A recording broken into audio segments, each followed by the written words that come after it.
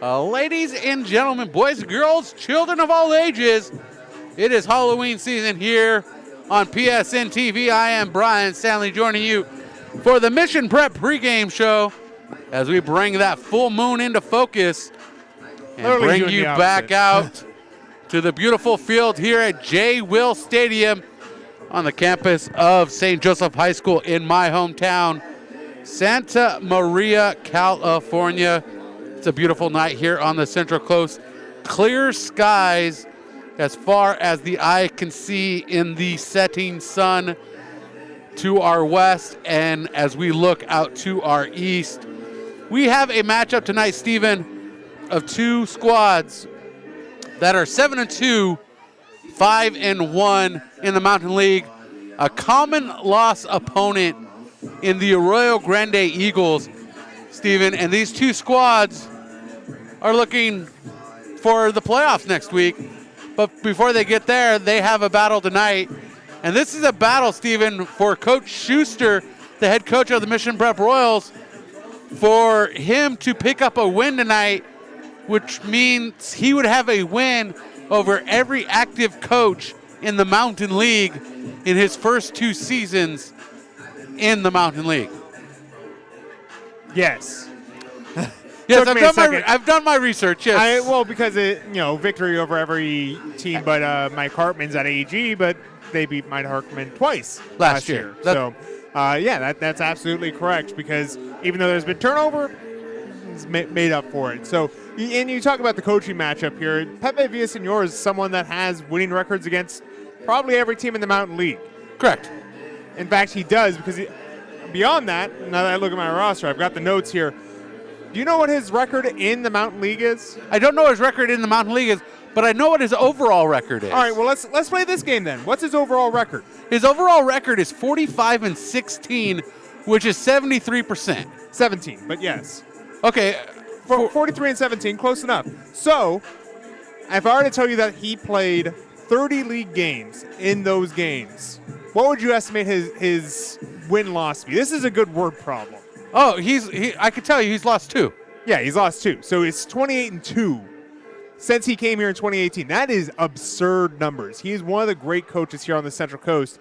And, you say, oh, well, it's St. Joe. It's a private school. Before that, they really struggled to even make noise in league. Before that, they're in the Los Padres League in the heyday of Andrew Jones.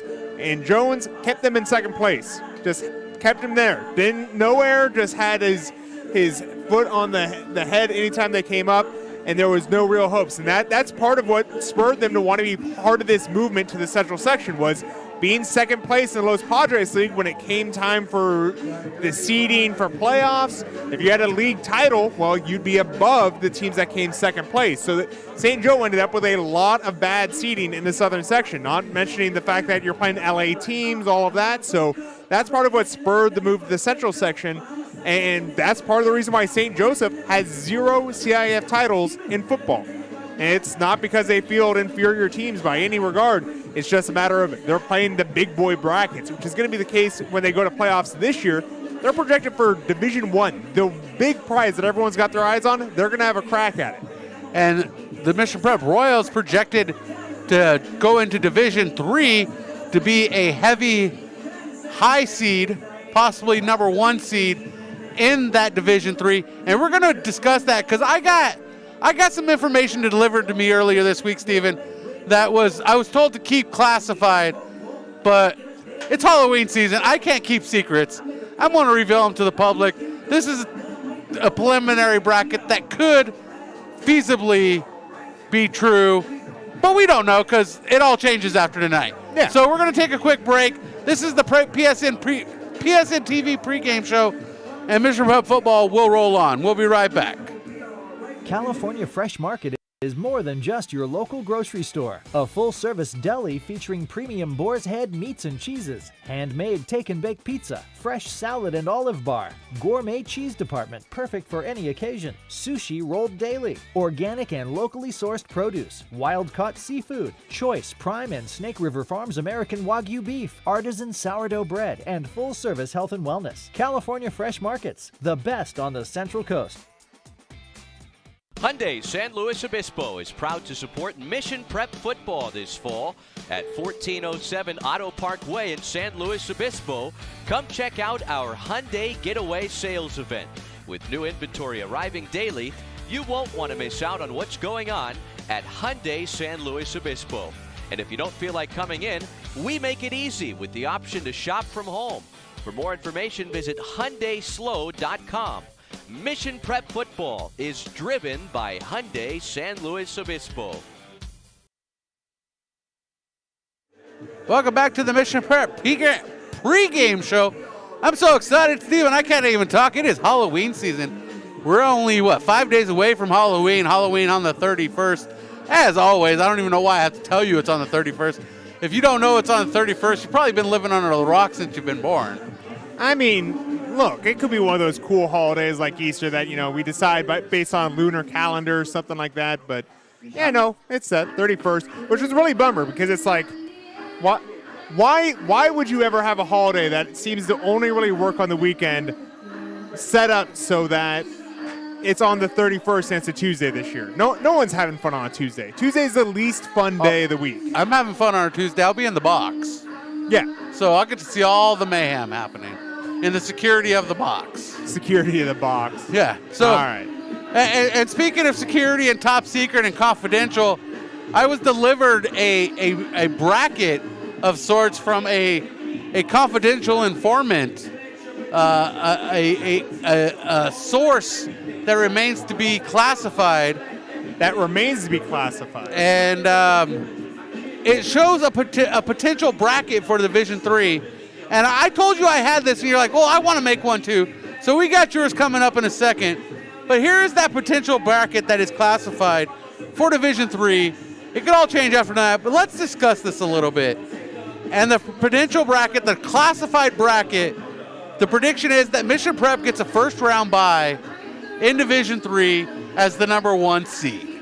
How do you feel about that, Steven? It makes a lot of sense when you take into account that they have to build 6 brackets. The top bracket has 12 teams. Every other bracket has 16 teams. If you're not familiar with how seeding works in CIF at large now, basically every team before the season starts is assigned a bracket or a division. You can move one division up or down. So there's limitations on how you can fill those brackets and where everyone goes. But there's 122 Central Section teams, I believe, and this is one of those deals it's tough to fill out every single bracket, so you end up with a lot of buys. If you equally distribute the buys, well, Mission Prep will certainly have one. There's some outside shots that Mission Prep will not have a bye and will be active next week if they don't get the number 1 seed. If another team is, there's 3 teams that are on the bubble right now in Division 3, Division 4 area.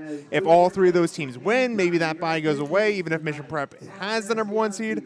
It's a lot going on and a lot of moving parts.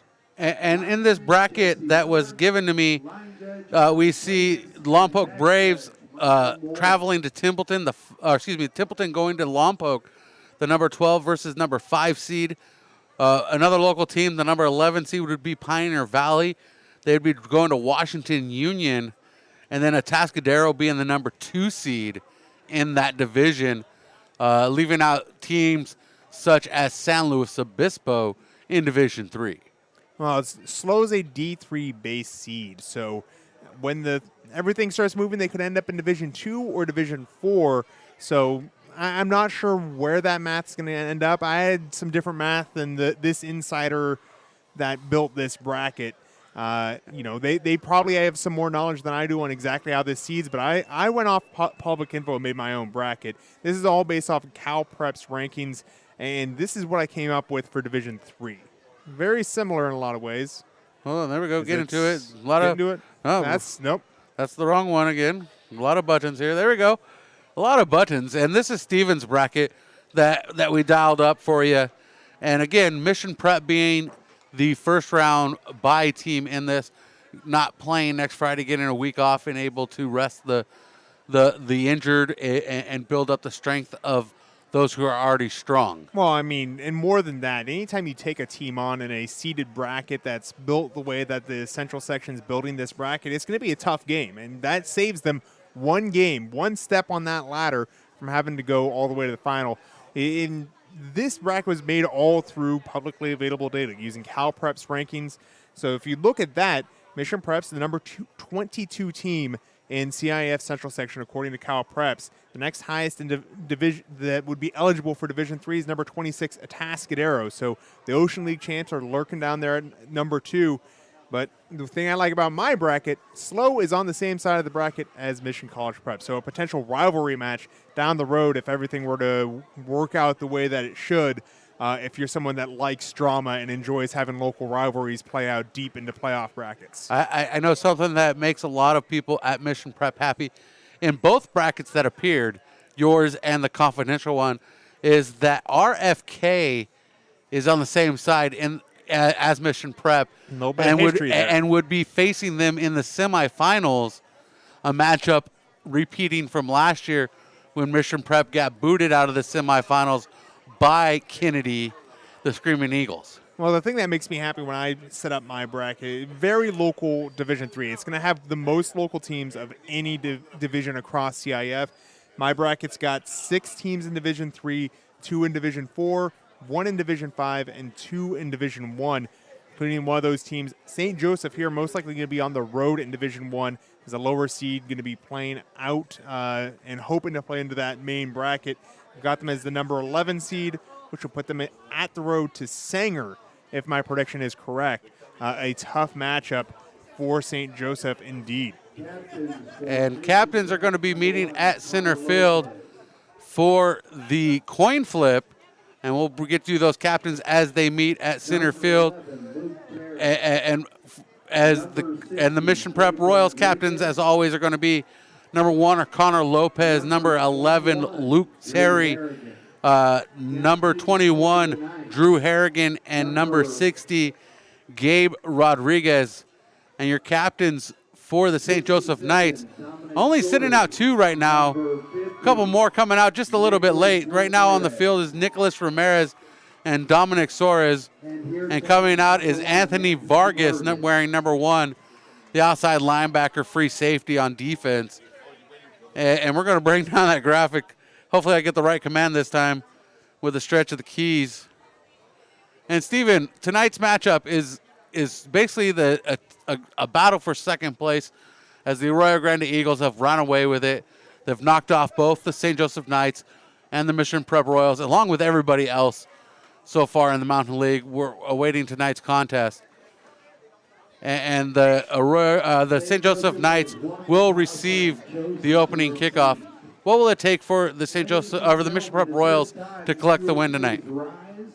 Well, we'll talk about that here when we come back. We're going to go ahead and take a moment for the anthem. I was trying to race the anthem, and I ran short on time. So Mission Prep rolls on PSN TV. I'm Brian Stanley. Joining me is Stephen Hodges.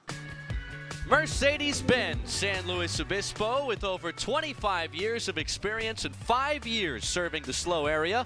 Mercedes-Benz of San Luis Obispo wants to help you get behind the wheel of your next vehicle. So next time you're in the market for a luxury car, keep it local with Mercedes-Benz San Luis Obispo.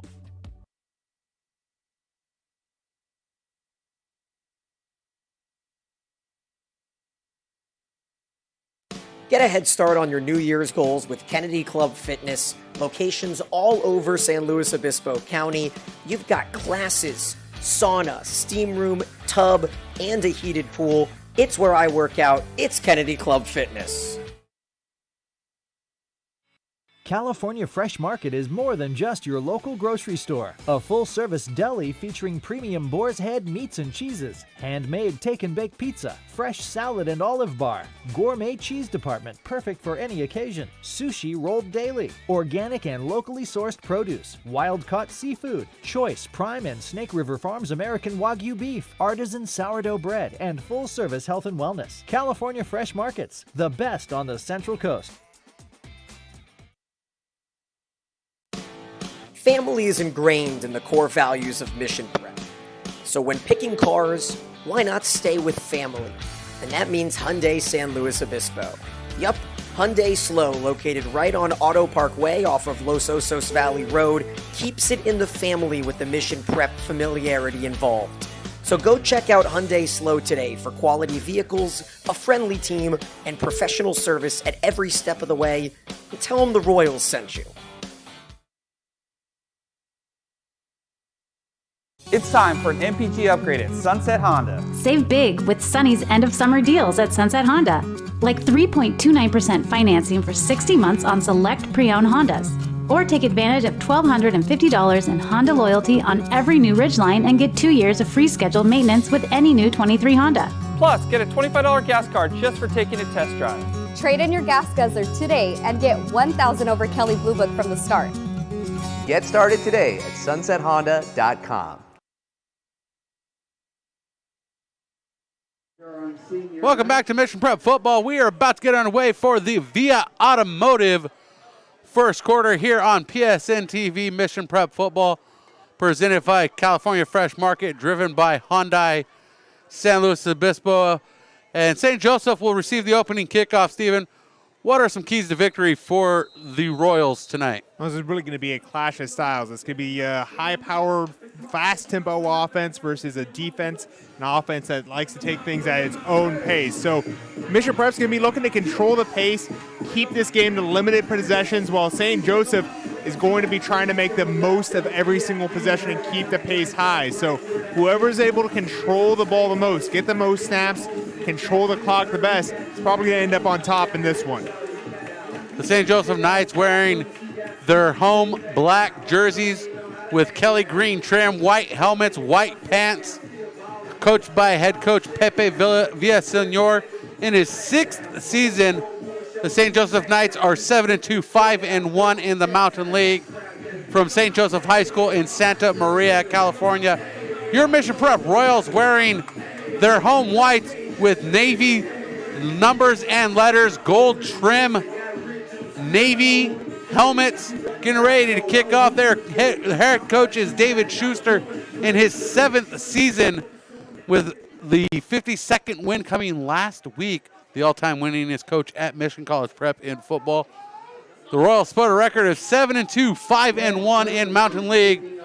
Both teams tied for 2nd in league play behind the Arroyo Grande Eagles. And we're getting ready for kickoff. Carter Burgess deep to receive for the night. And here's the kickoff back into the corner, retrieved by Carter Vargas. Vargas taking his time, trying to find a seam up the right hash mark, trying to escape some tackles, and Lucas Elmerick able to get his hands around the hips and bring him to the turf.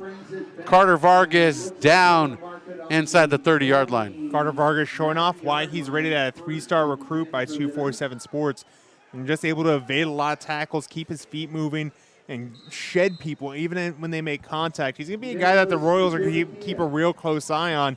The other side of the coin for the Royals is going to be number 21, Drew Harrigan, when they have the ball. A power back that is also hard to hang on to. He's a 2-star recruit, but both of them up for that Mountain League top running back in the area type honors, despite that star discrepancies, which, you know, in my opinion, kind of shows you what those stars are worth. Maratutia keeps it, throws it wide over the middle. Pass completed to Morawski. Caleb Morawski with the reception, coming up with the first down. And the Knights move the sticks across to the 41-yard line. 11:34 on the clock here in the first quarter. It's a late breaking in route. A lot of time to throw that ball, and was able to deliver well on time and inside the zone. Just finding the window and placing a perfect ball in the middle of the field.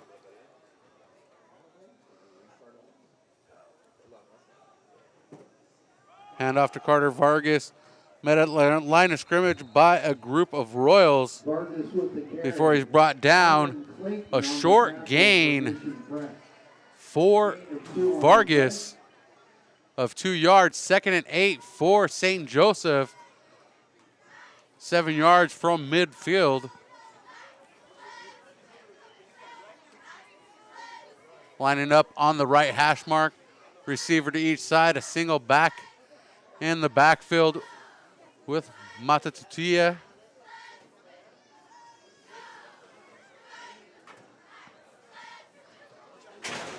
Fred Jordan in the back. Fires out. Pass complete to Fossey.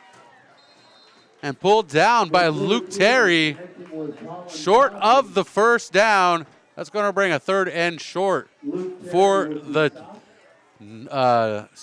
for St. Joseph. Colin Fossey, also another one of those players to keep an eye on for St. Joseph. He's been getting a lot of attention from D1 schools, including Cal Poly. Missed a lot of this season due to injury. Came back a couple weeks ago for their, Foster Road rivalry against Rigetti, and he's been looking good ever since. But he's a guy that the Knights miss when he's not in the lineup. He's part of what makes this offense so dynamic. Between him and Vargas, it's tough to emphasize one point of the offense to really shut down. Hand off to Carter Vargas. And Carter Vargas shut down at midfield, 1 yard short of the first down. It's going to be 4th and 1 for the Knights. Look like Champ Morrissey with the tackle there. As can't imagine many other people wearing number 34 as they're still sorting out the jersey situation here. There's going to be a little bit of substitution, but they're staying on the field on this 4th down. St. Joseph trying to make a statement on their first drive of the game. Dylan Crisp checks into the game along with Caleb Morawski. And under center is Fossey taking the Wildcat-style snap. And a first down on the keeper from Fossey. That's a unique play. It's become more common for that quarterback sneak of, hey, we don't want our quarterback to get hurt. He's a gentle boy that we keep in bubble wrap when he's not on the field. So you motion the wide receiver or running back over, have him kind of lackadaisically sit behind the center, then call out the count to quickly get that sneak for the first down. And, it's a good choice to have Fossey running. He's a dynamic guy. Carter Vargas with the ball right up the middle, switches directions. He's on the right hash mark. He's got one man to beat, looking for the end zone. And into the end zone is Vargas, out chasing Jaden Nozil. And that is a touchdown for the St. Joseph Knights, 47 yards. Really fast run there by Carter Vargas, and that shows why he gets those looks. He's got the ability to shift gears once he's through the line, and it's tough for even safeties to keep up with him once he's into that secondary. He's had multiple games with multiple touchdowns, including one where he had 6 touchdowns between his running and receiving games. So you can see why he gets that type of attention, why he's going to be going to University of Nevada next year. Jeremiah Filson, the holder, and the kick up and good by Josie Lopez. Our score 7-0. The Knights lead the Royals here from J. Will Stadium. We'll be right back. Get a head start on your New Year's goals with Kennedy Club Fitness. Locations all over San Luis Obispo County. You've got classes, sauna, steam room, tub, and a heated pool. It's where I work out. It's Kennedy Club Fitness. Mission Prep Football is presented by California Fresh Market. It's your headquarters for all your football party needs. Pick up your game day appetizer from our famous wing bar, California Fresh Market, a proud supporting sponsor of Mission College Prep Football. And getting ready to kick this one off. Back to return for Mission Prep is Jaden Nozil.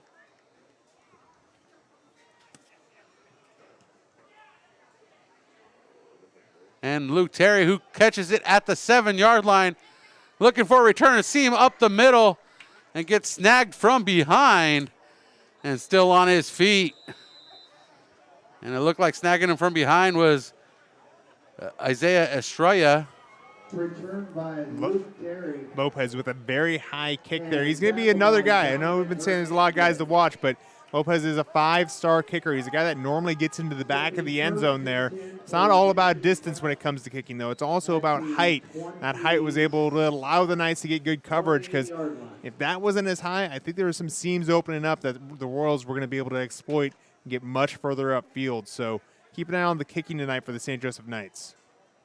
Handoff to Chase Untall, working his way out to the right side, trying to get out to the 30-yard line, and does just that to the 31.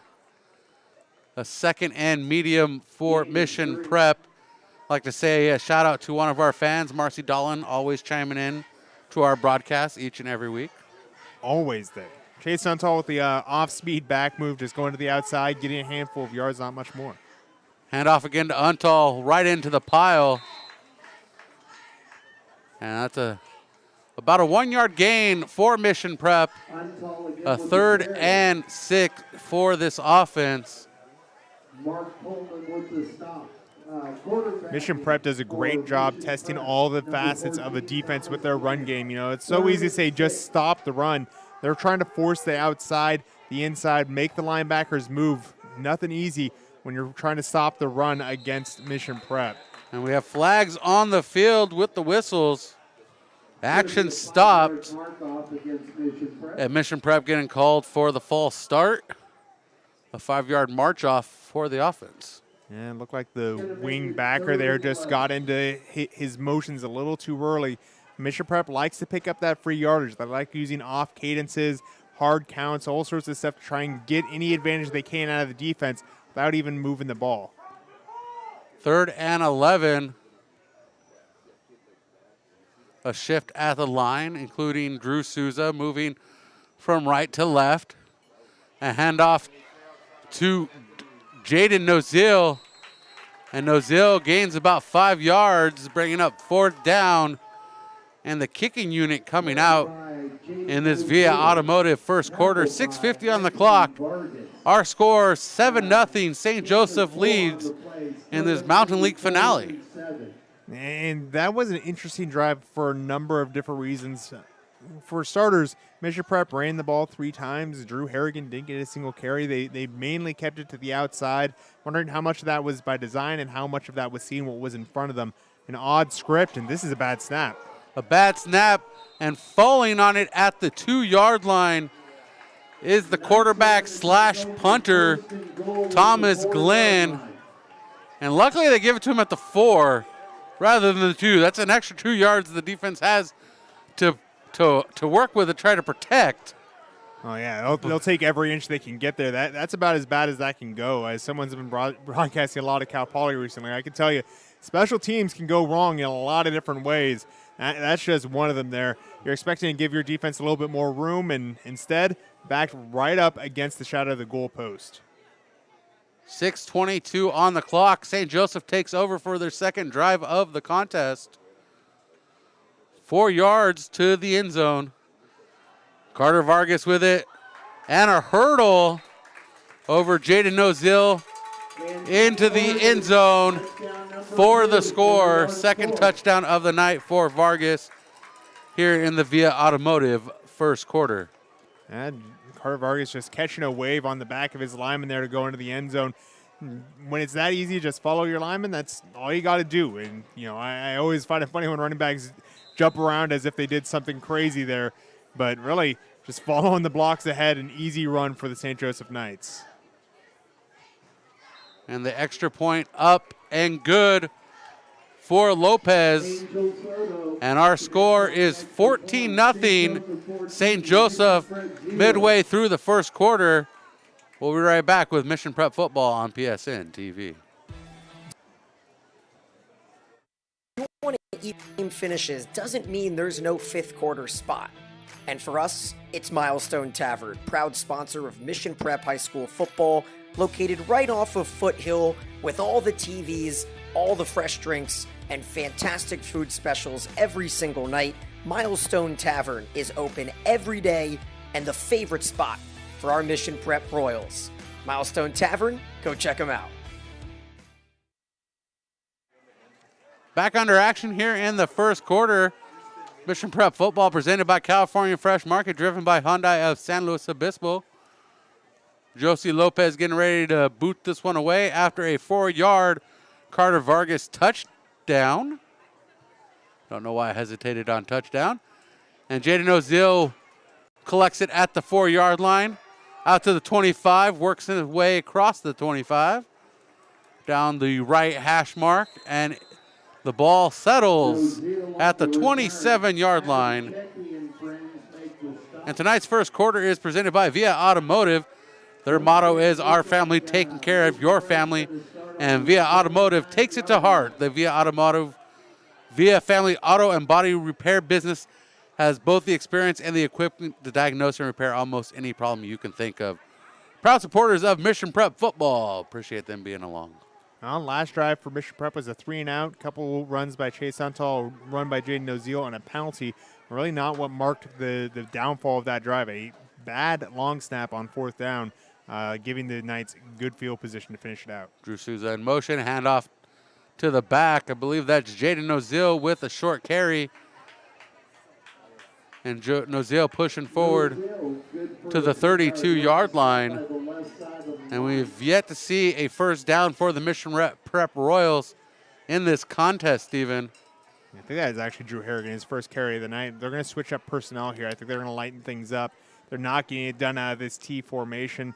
So the question is going to be, is this change that they're really going to find and adapt to and find some success, or is it change for change's sake? You know, getting 3-4 yards on a straightforward dive like that, you know, it's not necessarily a bad sign. Well, it's going with a classic offset eye. I like this. Quick throw, batted away, and recovered by a lineman.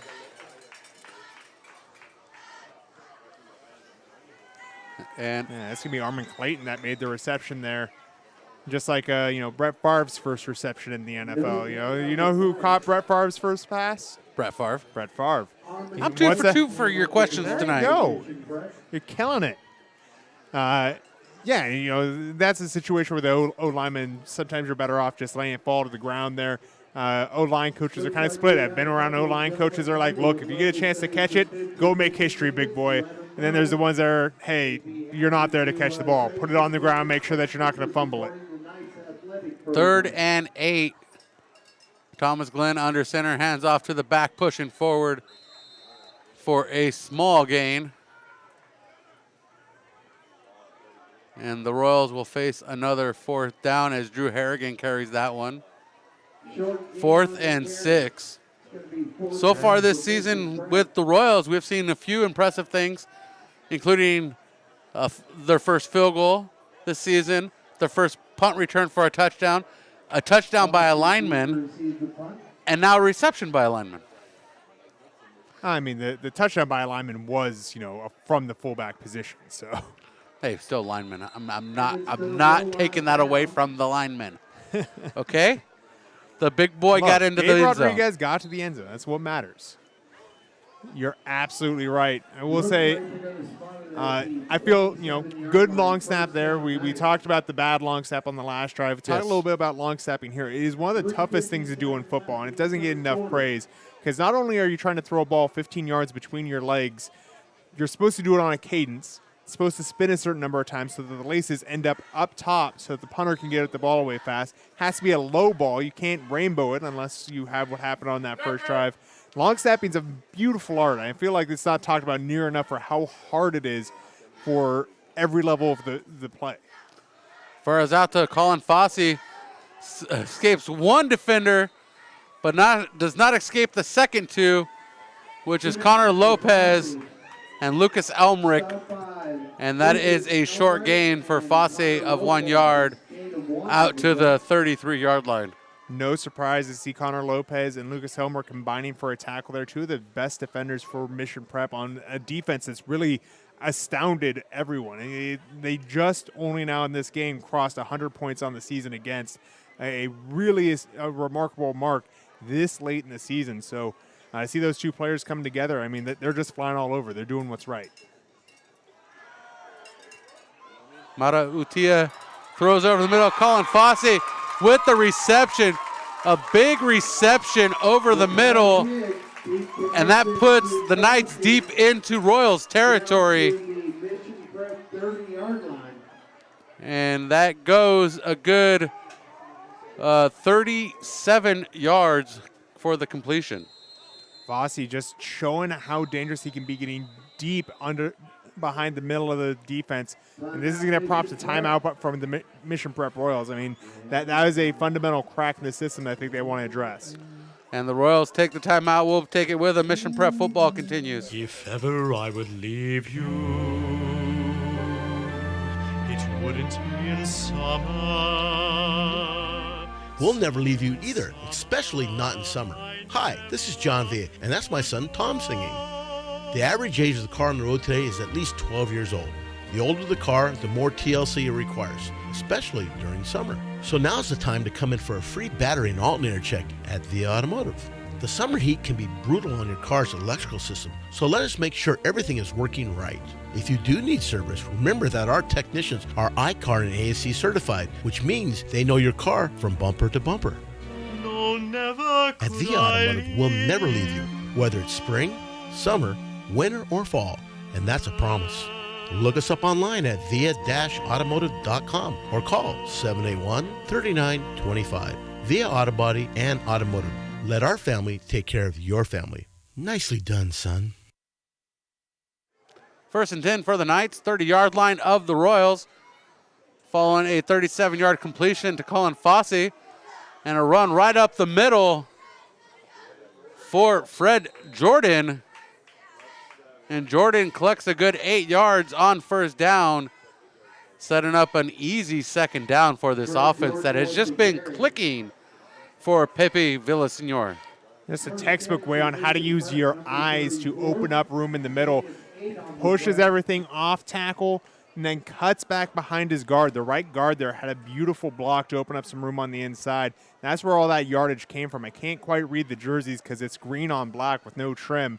But that right guard is doing a heck of a job there down low. A handoff once again to Jordan.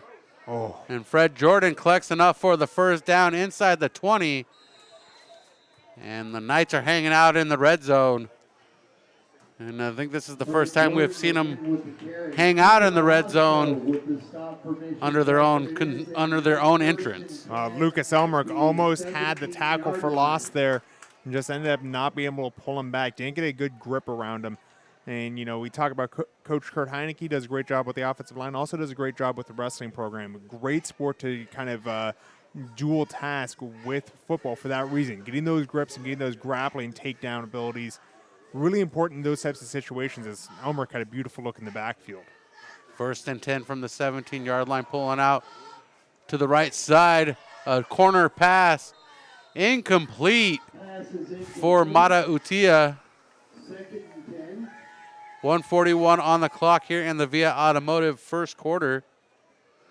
The Knights lead the Royals in this Mountain League action 14-0. Luke Terry covering Colin Fassey there, and even though he doesn't have the height, he had all the leverage and ability to defend that pass. He was ready there. You can see why Luke Terry's got a couple interceptions on the year. Even though he's not the biggest guy, he uses his positioning well, uses his hips, uses his field smarts to go and cover guys that really, you know, most places you'd say, he doesn't have any business doing that, but great work there by Luke Terry.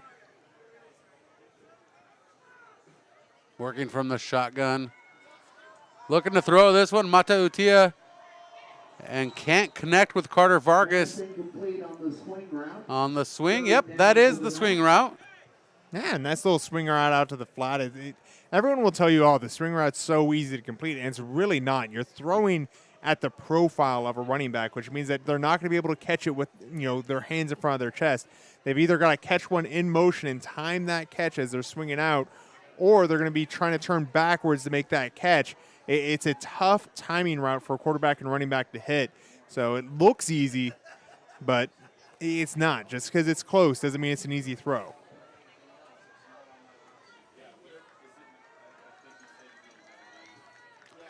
And it's 3rd down and 10 for the Knights. And we have another timeout on the field. This one's taken by the Knights. Pepe wants to talk this one over with 1:37 on the clock. And we'll be right back. Mission Prep Football continues on PSN TV. The team at CB Chevrolet would like to welcome you to the dealership in San Luis Obispo, where we're confident you'll find the vehicles you're looking for at a price you can afford.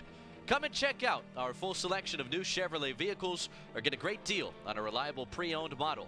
No matter which vehicle you decide on, our professional finance team will help you get settled with a competitive financing or lease plan at CB Chevrolet in San Luis Obispo.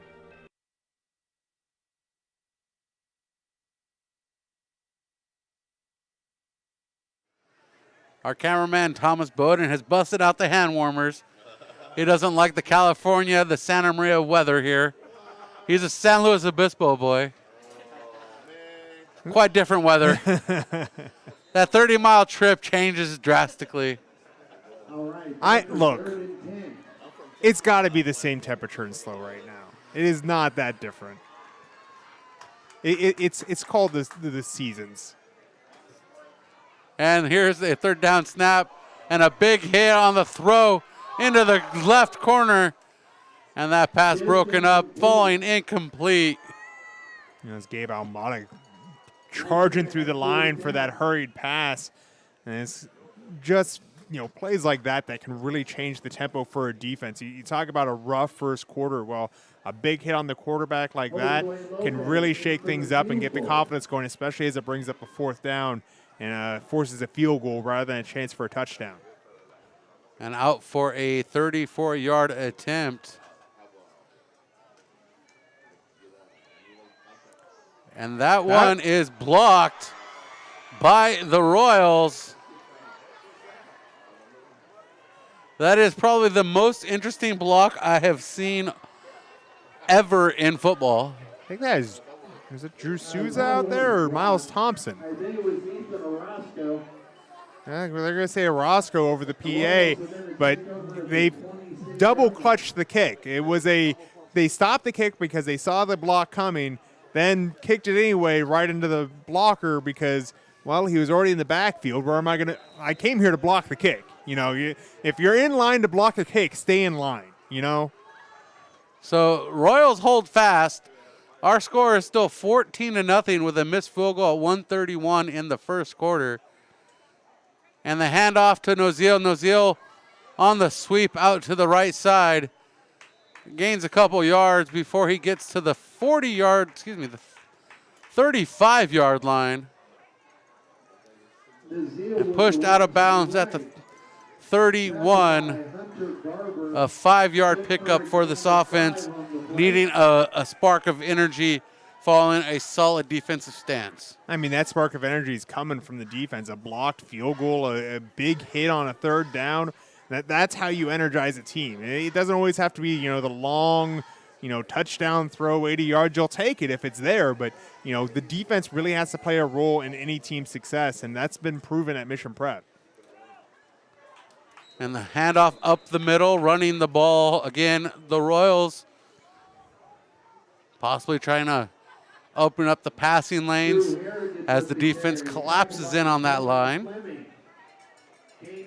Yeah, and Drew Harrigan's ability to run through the middle is really what gets things going for this offense. So to see them getting him more reps and get that, power through the middle, that's going to be what's going to be the breath that gets this team going. As Drew Harrigan's ability to just wear down defenses is going to open up opportunities, maybe not now, but maybe later in the game. Drew Souza in motion as tight end. A handoff to the back, firing forward, looking for the first down, needing 3 yards. If they spot it correctly, they're going to give it to him. If they don't, they're bringing the sticks. Either way, I'm an excited man, and that is a Mountain Air first down for the Mission Prep Royals. There we go, just right up the middle, pushed one way, fell the other direction, and was able to get a small gain. That's all it really took to get the sticks moved. They're going to go ahead and let the clock run out on this first quarter. Mission Prep, not one that's going to be, going up tempo to make everything happen, but they'll be happy to go to the second quarter as this first quarter, one to forget for the Royals. One to forget as the Royals give up 14 points to the St. Joseph Knights of Santa Maria on the back of Carter Vargas. Mission Prep football rolls on as we hit the second quarter. Our score, St. Joseph 14, Mission Prep nothing.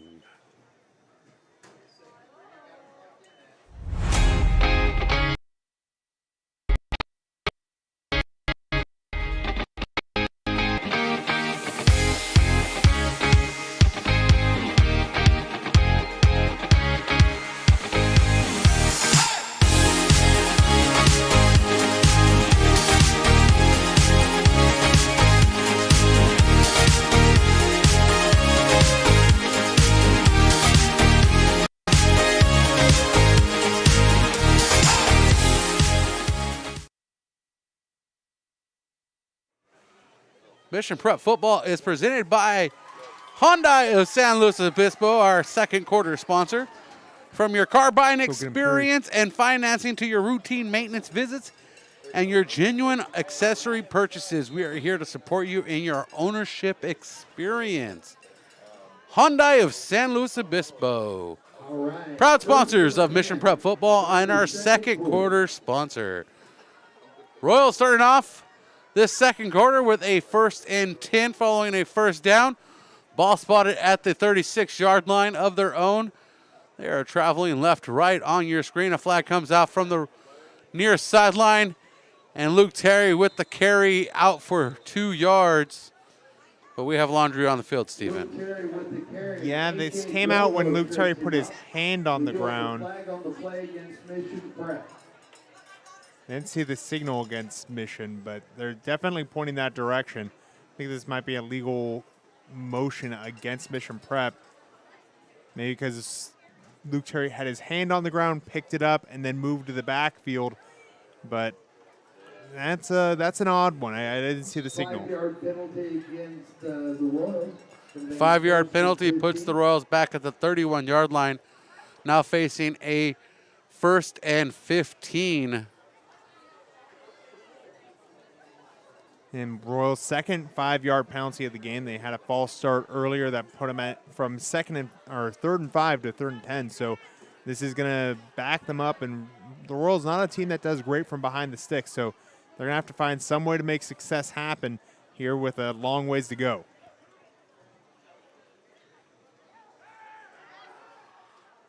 A deep throw for the Royals. Drew Souza, the target, and can't connect. Is Thomas Glenn with Drew Souza. And that is brings up a 2nd and 15 for Mission Prep. And Mission Prep starting to open up the passing game after numerous attempts at carrying the ball tonight. That's a tough way to roll out for Thomas Glenn. When you're a right-handed quarterback, rolling out to the left means that your right shoulder is pointing towards the defense, making it harder to get that leverage that comes from your legs and core. That's really where you want your throwing power to come from as a quarterback. You always see the big guns in the NFL. Oh, they got those giant arms. Well, if you look at the college ranks, and it starts with that core and legs for a quarterback, that torque that you're going to get through the body. It's kind of like a trebuchet. You want all the weight from the bottom throwing that big arm.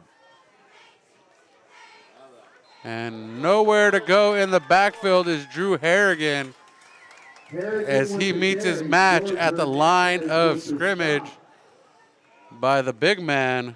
Loss of 2 on the play. Troy Fernandez with the stuff. Troy Fernandez has been doing a good job throughout this game, even if he's not making the tackle. A lot of times he's just playing that job, sealing things up for someone else to go get the tackle. He's a tough guy to move out of the way. That's why he's up there at nose tackle, just sitting at the center, blocking up both gaps when he's able to do so. Ask any defensive coordinator, hey, could you take a 2-gap player on the line? They'll always tell you yes. 3rd and 15, 16 for Mission Prep. A delayed handoff to Harrigan, and he's immediately snagged again. Again by Troy Fernandez. He just got a big push up front, blew past the offensive line, and on the delayed handoff was able to get a hand on Drew Harrigan and pulled him down for a loss. It's going to be another punt for Mission Prep. Probably the most we've seen a punting unit in the first half this season. 3rd time with the ball. 3rd punt. Not going good for the Royals here in this first half. Second quarter presented by Hyundai of San Luis Obispo.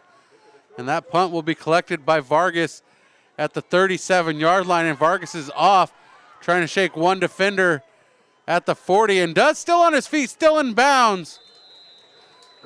And Carter Vargas with a good gain of 23 yards on that punt return, shaking the advances of Isaac Townsend. And we have a player down on the field. I believe that is a St. Joseph Knight? No, that's a Royal. Okay, yes, that is a Royal. We can't quite see who it is at the moment. looking like Xavier Wiseman having issues getting off the turf right now. So we'll take a quick break, and we'll be right back with Mission Prep Football on PSN TV. Get a head start on your New Year's goals with Kennedy Club Fitness. Locations all over San Luis Obispo County. You've got classes, sauna, steam room, tub, and a heated pool. It's where I work out. It's Kennedy Club Fitness. And off the field, Wiseman goes with the assistance of staff, able to get on his own 2 feet. And it is a 1st and 10 for the St. Joseph Knights at the 39-yard line. The last time the Knights had the ball, the Royals came up clutch on defense, shutting down the drive on a missed field goal, coming up with a block. And Carter Vargas with the wheels are churning, and Armin Clayton wrapping him up and holding on to him like he was riding a bull. Yeah, unfortunately, Carter Vargas will still get credit for all of that forward progress, but what a good job by Armin Clayton, making sure that he didn't give Vargas a second chance. Carter Vargas is a very patient runner. He's a guy that's slippery and will take anything that you give to him, so oftentimes he will go backwards. He'll do those false steps, and if Armin Clayton hadn't ridden him to the ground, well, he probably would have kept going. I think Armin Clayton might be a candidate to go to Wyoming to try some steer wrestling. And go join some Kardashians and Strausses out there. And some laundry looking like it comes out on the field. And Vargas off to the races again. And Vargas inside the 15-yard line. But we got some laundry back at the 30. Yeah, all the flags in a line along the 29-yard line tells me there's probably a hold, and they all have it at the same spot. And the way they're standing, it's going to be against the St. Joseph Knights. And that's a hold. And it's going to be a 10-yard penalty, bringing the Knights back to the original line of scrimmage, making it a 2nd and 10. The penalty, the Knights go back to where they started. It's going to be 2nd and 10. So this drive back at the beginning. And just go ahead and reset it. Mission Prep will take that one, as Vargas had a big run down the side, but a pretty obvious hold. It takes a lot of holding to get 3 flags. I did a little holding when I played and never got the 3 flagger. As long as you don't end up with 6 flags. Then a big lineman, the big fullback carrying this one. Jeepers. The left side. Got a name for 34, Champ Morrissey with the tackle. Just Fred Jordan with the power run there. I was waiting for the name to drop, and they dropped Champ Morrissey's name, as they got some instructions from the Mission Prep sidelines. They could have just asked us. We're friendly over here. We don't bite. Either way, this run game for St. Joseph has been absolutely brutal. Doing a good job getting forward momentum using 2 fullbacks. Carter Vargas carrying it again, met at the line of scrimmage. That rugby maul meeting them. And it brings up a 4th down and 2. We'll see if they decide to kick here. As we said earlier, Lopez has got a fantastic leg. He can probably hit from just around this range. Or if they're going to try and push forward with a similar move to what they did earlier, where they had Fassi take the QB sneak. A tight formation at the line. Royals ready for it on defense. They're looking to throw this one down the line to Fassi. And the Royals there to meet him. And making the stop are the Royals, including Armin Clayton. And that is a turnover on down. So back-to-back drives, the Royals defense have come up with stops against the St. Joseph Knights, who lead this one 14-0. Incredible, especially when you consider one of them was a field goal block. That's not an easy feat to pull off in the game of football. You only got to block for a quick second. So to have a field goal block and now taking down one of the most dynamic wide receivers in the Mountain League, Colin Fassi, on 4th down when he knew he only needed 2 yards. That is a tough order. And there's going to be a flag coming from the back judge here. illegal participation against the Knights. Illegal substitution against St. Joseph. So Mission Prep going to get 5 free yards on this one.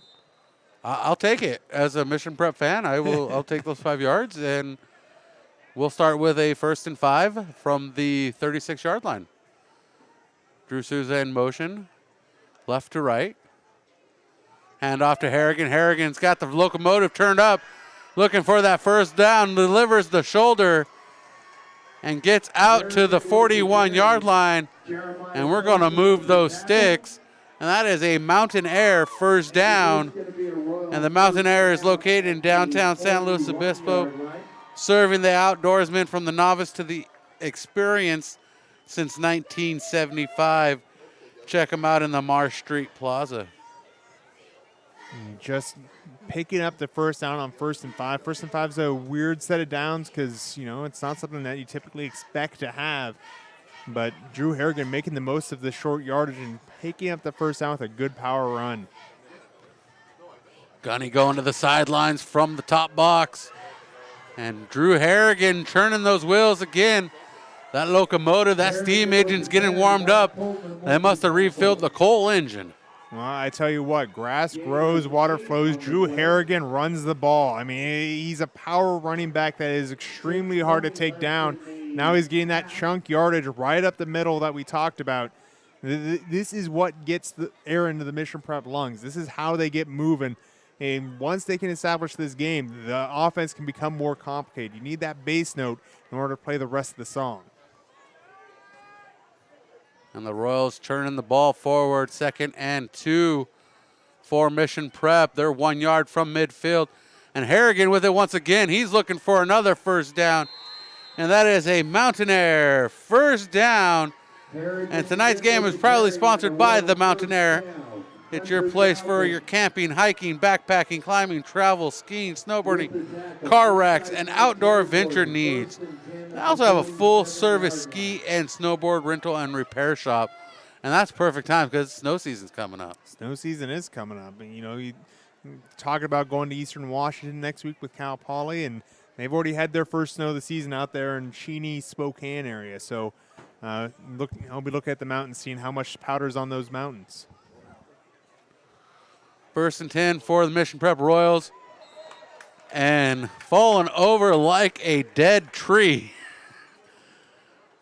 is Drew Harrigan after he gets wrapped up. They got him top, bottom, left, right. And he just kind of fell over. Anthony Vargas, the koala on that tree, who never asked for this. He wrapped around the top and ended up pulling Drew Harrigan directly on top of him. So Drew Harrigan, after 3 good runs in a row, ends up getting tackled for a small loss. You can tell that the Knights are trying to adjust to really get hard on those corners again, try and keep that contained. They're getting really aggressive and pinching the linebackers in towards the center of the formation. 2nd and 11 from the Knights 48. Some pitch and some trickery. Thompson hit hard. Oh boy, the delivery. And Mark Pullman delivering the big hit on Vinny Orlando, on Vinny Orlando. Jeepers, a huge loss for Mission Prep, trying to pull some trickery here on the eves of Halloween. What a takedown there by Pullman. Wrapped Orlando right around the shoulder pads and threw him to the ground with a suplex-style motion. I mean, that is a big hit. And so Mission Prep needs to find a way to dust themselves off as it is 3rd and 24. 3rd and forever. Backed up deep into their own territory. Thomas Glenn throws this one looking for Luke Terry, and that pass is picked off at the 39-yard line by the St. Joseph Knights. Matthew Aua. Thank you. With the interception, just well covered over Terry, who's the intended receiver. It's a tough call to make that throw, and one that even if it's perfectly thrown is good coverage. So St. Joseph getting the ball there on a turnover, but honestly, probably similar field position to if they had punted it away. So Not a lot lost in that situation, but once again, the defense is going to be called on to stop an offense that's got a lot of momentum going its way. With the interception by Au, Mission Prep turns the ball over to the Knights, and the handoff to the back. The Knights trying to push it forward. The Royals trying to come up with a stop. And Carter Vargas with the carry out to the 44-yard line. 6-yard gain on the play. And the Knights moving the ball well here in the late stages of the first half. We approach the 3-minute mark left here in the second quarter. And we have a quarterback change. I don't know if you caught that. Yeah, it looks like Dylan Crisp. Dylan Crisp in the sophomore quarterback, getting some experience before the playoffs. This could benefit the Royals as they hand it off to Carter Vargas again. Well, similar to Arroyo Grande, St. Joseph has a couple quarterbacks that they feel that they can go to. Nicholas Matua, as well as Dylan Crisp. So this isn't a surprising thing to see Dylan Crisp, and especially this close to the playoffs. I know that they're trying to keep players healthy, and if you've got two guys that can reasonably play quarterback, there's no reason to use them both, or no reason to not use them both. I also believe in the statement: if you have two quarterbacks, you have no quarterbacks. Well, you can go ahead and tell Coach Villasenor. He's right down there. I can tell a lot of coaches that. As the quarterback there that is tackled by Connor Lopez, and the loss on Dylan Crisp sets the Knights back one. And I'm just poking fun. You know, if I had any brains about football, I'd be on the field coaching it, not in the stands talking about it. Well, if Mission Prep has 4 linebackers, they've got 4 linebackers. One of them, Connor Lopez, making a beautiful play in the backfield, tackling the quarterback for a loss. Connor Lopez has been revelatory this season. He's a guy I really expect to see playing on Saturdays next year. Really fantastic player. And the direct snap to Carter Vargas. And we have flags on the field at the line of scrimmage, the 48-yard line. Holding against the Knights. It's going to push the Knights back 10, making it a 2nd and 21. Yeah, that's the type of holding call that will get coaches pretty upset.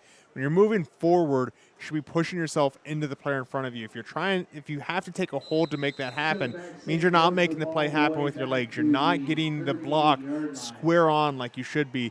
It's just lazy playmaking if you get a hold when you can just drive through the person instead. So it's going to be 2nd and 17. 2nd and 21. Ball spotted back at the 37-yard line. Crisp looking to throw this one, being chased out of the pocket by a number of Royals who can't get their hands on him, but one does. Connor Lopez with the shoestring tackle after Dylan Crisp picks up a 5-yard pickup. And Mission Prep takes a timeout with less than a minute remaining in this first half. We'll take the timeout with them. Mission Prep football continues. Welcoming you to Momentum Health Chiropractic. If you've got pain, get premium chiropractic care for only $47. It covers exams, x-rays, and one complete treatment. If you're experiencing a health concern and looking for an all-natural way to help resolve the underlying cause, we're here for you. Book your appointment and get started today. 805-541-6966 or scan the QR code on your screen now.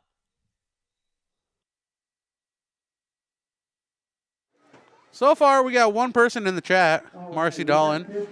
If you're on board, why don't you jump in the chat? Let us know what's going on. Tell us what you think. The question of the week is, what would you name this rivalry? So, let us know what you name. I can't name it that. That's already been taken by Central Valley rivalry. The Holy Bowl has already been taken. Don't think that's a Central Valley rivalry. Isn't that Crespi? No, it was San Joaquin Memorial and somebody else. Anyways, we got some action on the field That pass is thrown away by Dylan Chris. The intended target was Carter Vargas. As we're talking about names of rivalries, I believe the Holy Bowl goes to San Joaquin Memorial and another school in the Central Valley, according to athletic director here at St. Joseph, Tom Mott. Clash of the Coastal Catholics. Pretty good one, I'd say. Battle of the Bishops, is it's the Monterey Diocese versus the Los Angeles Diocese. There's a lot of good options out there. I think something that plays off the locality of it would be a little bit more fun than just, it's a holy, Bible battle or whatever. Yeah, of course. No. And a good punt delivered and fair catch called for by Jaden Nozil at the 13-yard line. So it's going to be Mission Prep ball with 45 seconds remaining here following the St. Joseph punt. Mission Prep trails the Knights 14-0. And we're going to see quite a 2-minute drill if they want to score here.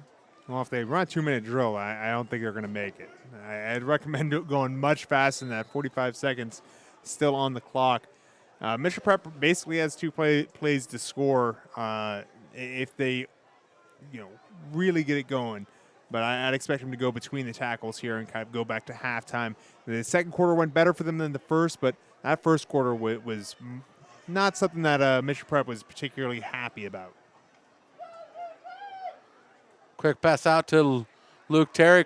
A little bit of stumble, gets back on his own 2 feet, pushing forward, steps out of bounds, riding the sidelines. He's out of bounds at the 32-yard line. That is a Mountain Air first down for the Mission Prep Royals. The clock stop at 37.2 seconds. Newfangled spread offense being used by Mission Prep here.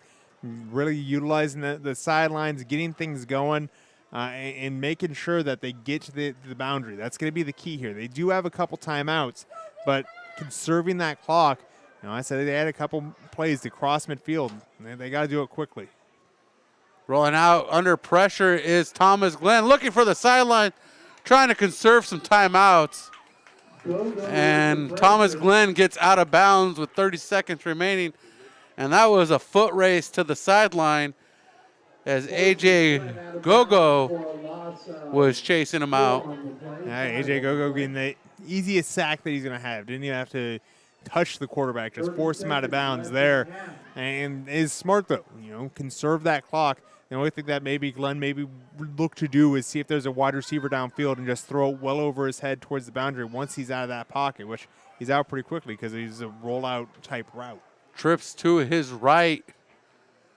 And that pass completed to Chase Untall with a flag coming out at the 29-yard line.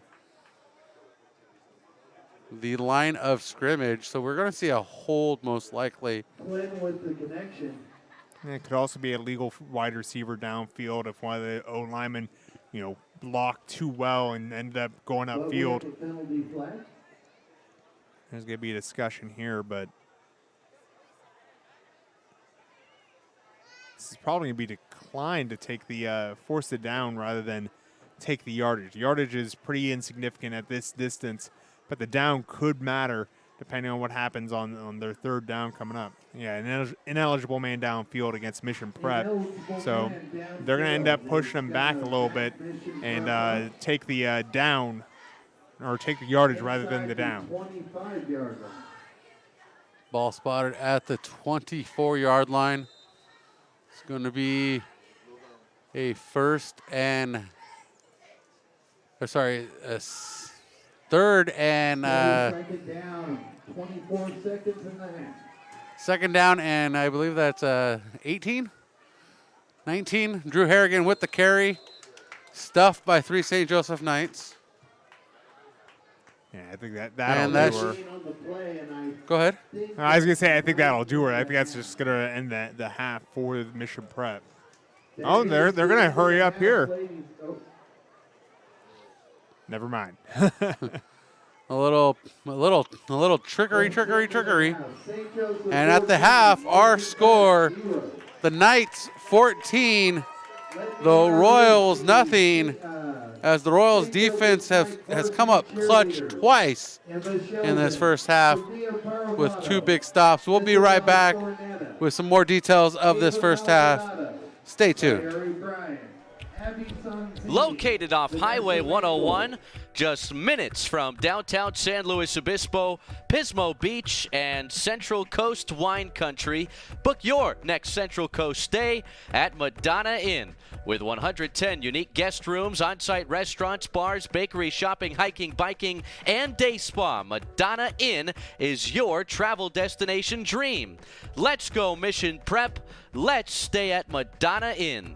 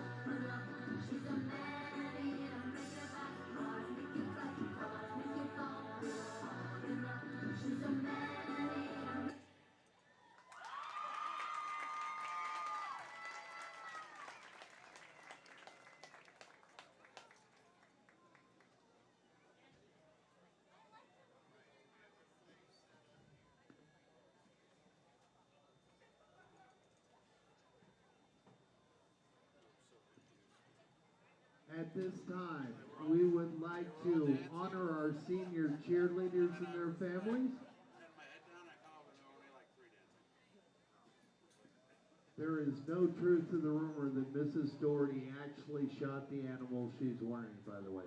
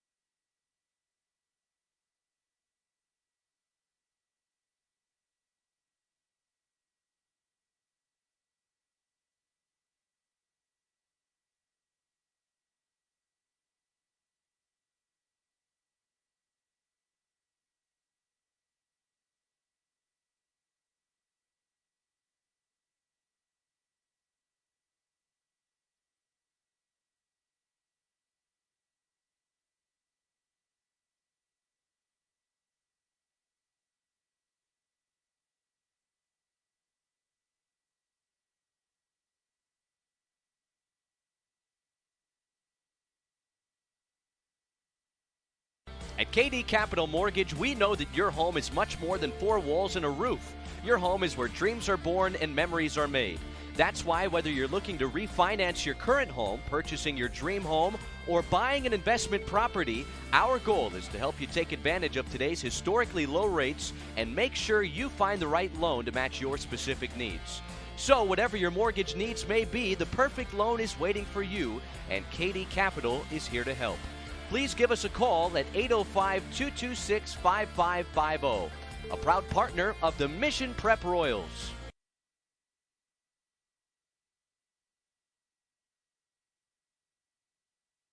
We take this Mission Prep break to tell you about our friends at Gino's Pizza on Monterey Street in San Luis Obispo. They're open daily, 11 a.m. to 9 p.m. Give them a call if you're hungry right now, 805-752-1333. Now, why is Gino's unique? Well, they're a classic neighborhood family pizzeria known for distinctive pizza crusts, farm-fresh products, premium quality ingredients, and friendly service. At Gino's Pizza, they believe that pizza is one of, if not the only, heartwarming, mood-soothing, create-a-party ambiance anywhere, anytime comfort foods. Get down to Gino's Pizza on Monterey Street in downtown San Luis Obispo. And tell them the Royals sent you.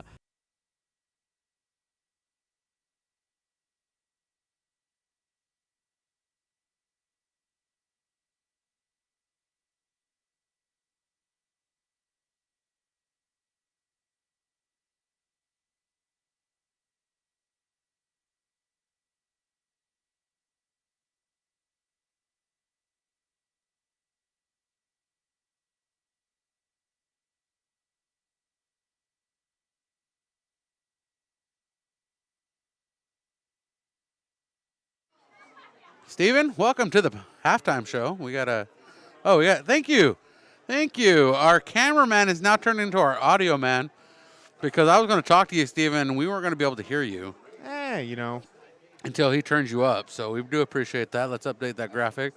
We're going to say it's halftime here at the ball game. That's good because they agree on the field. Even though it says it's the second quarter, we're at the halftime break.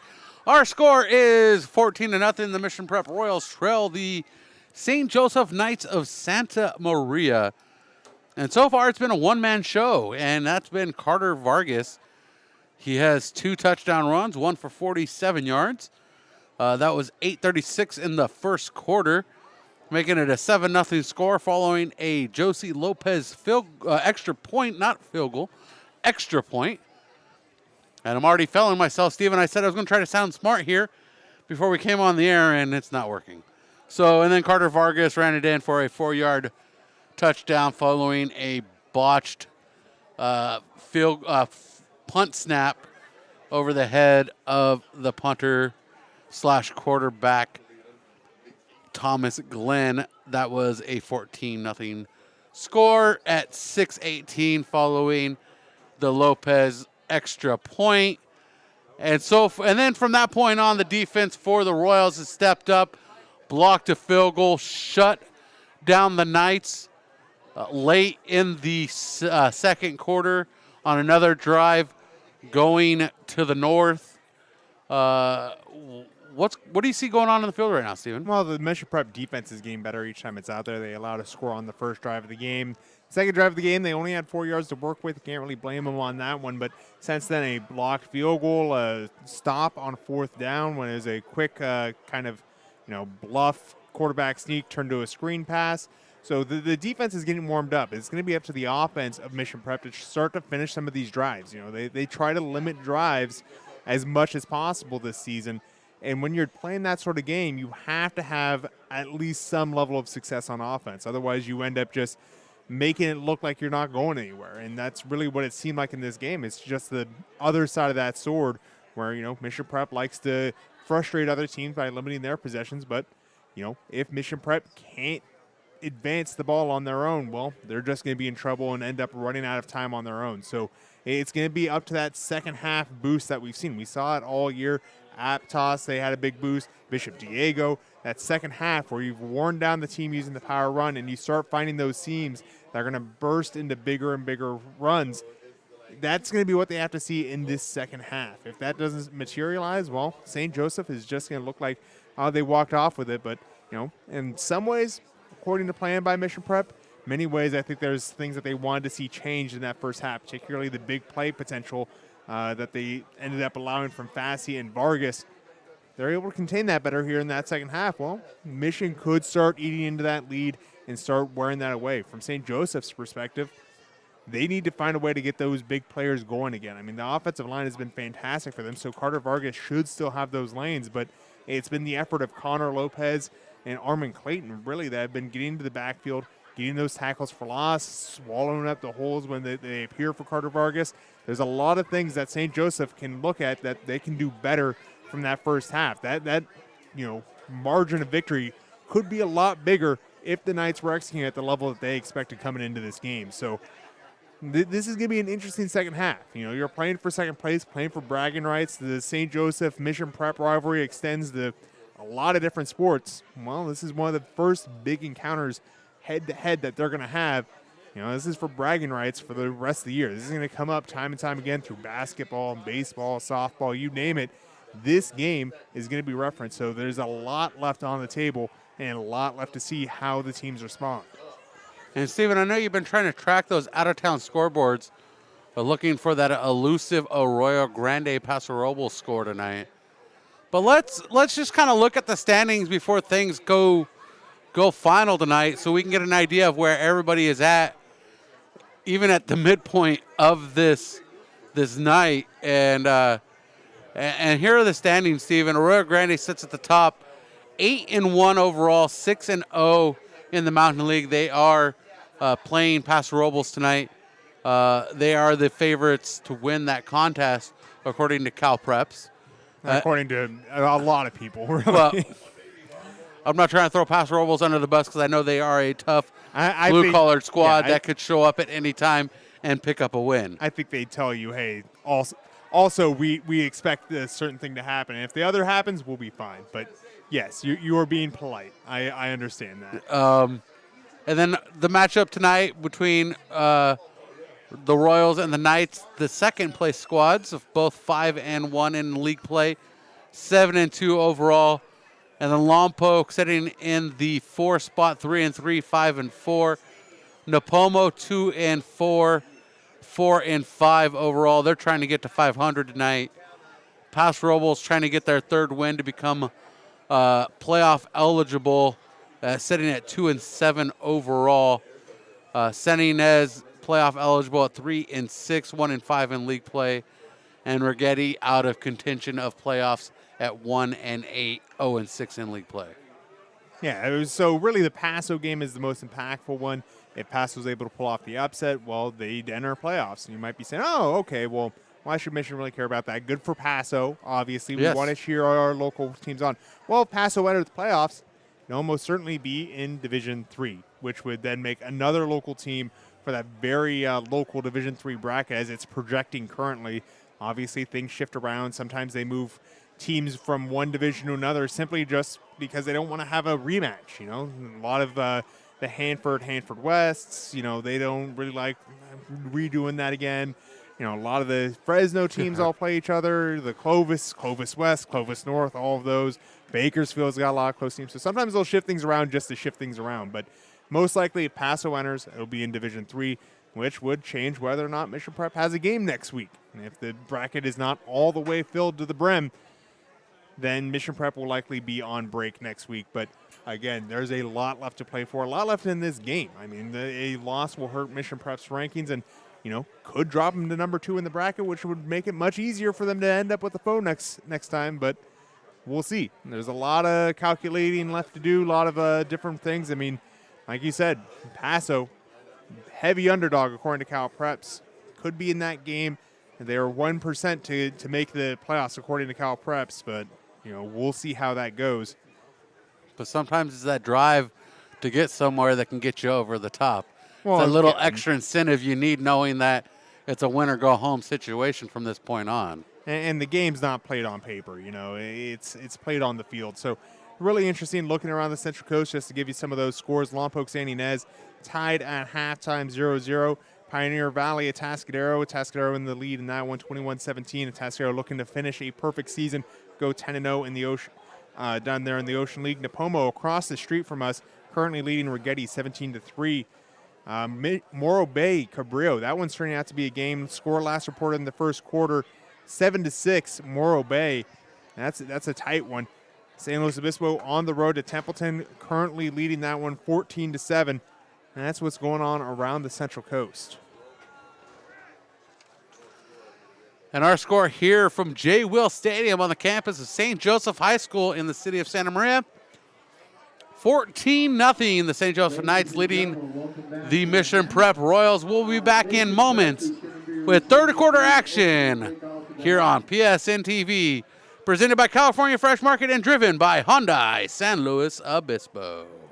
As the road you travel changes, so can your insurance needs. Talking with Farmers Insurance Agent Jennifer White can help you assess whether you're ready for the journey ahead.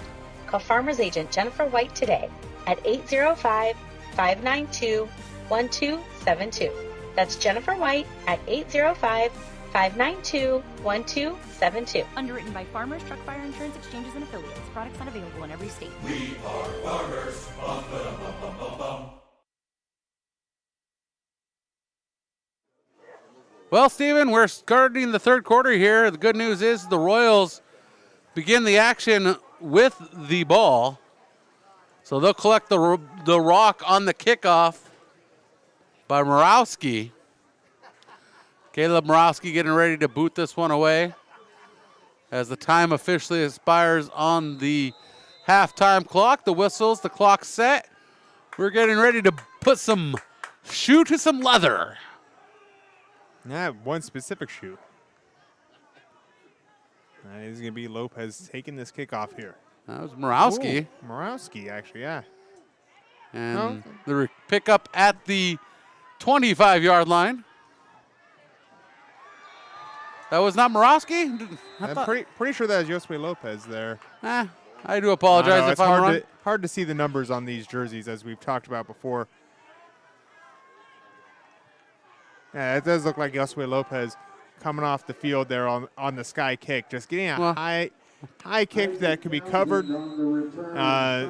Interesting considering he's got the ability to kick it out the back of the end zone. That's why he's such a vaunted kicker.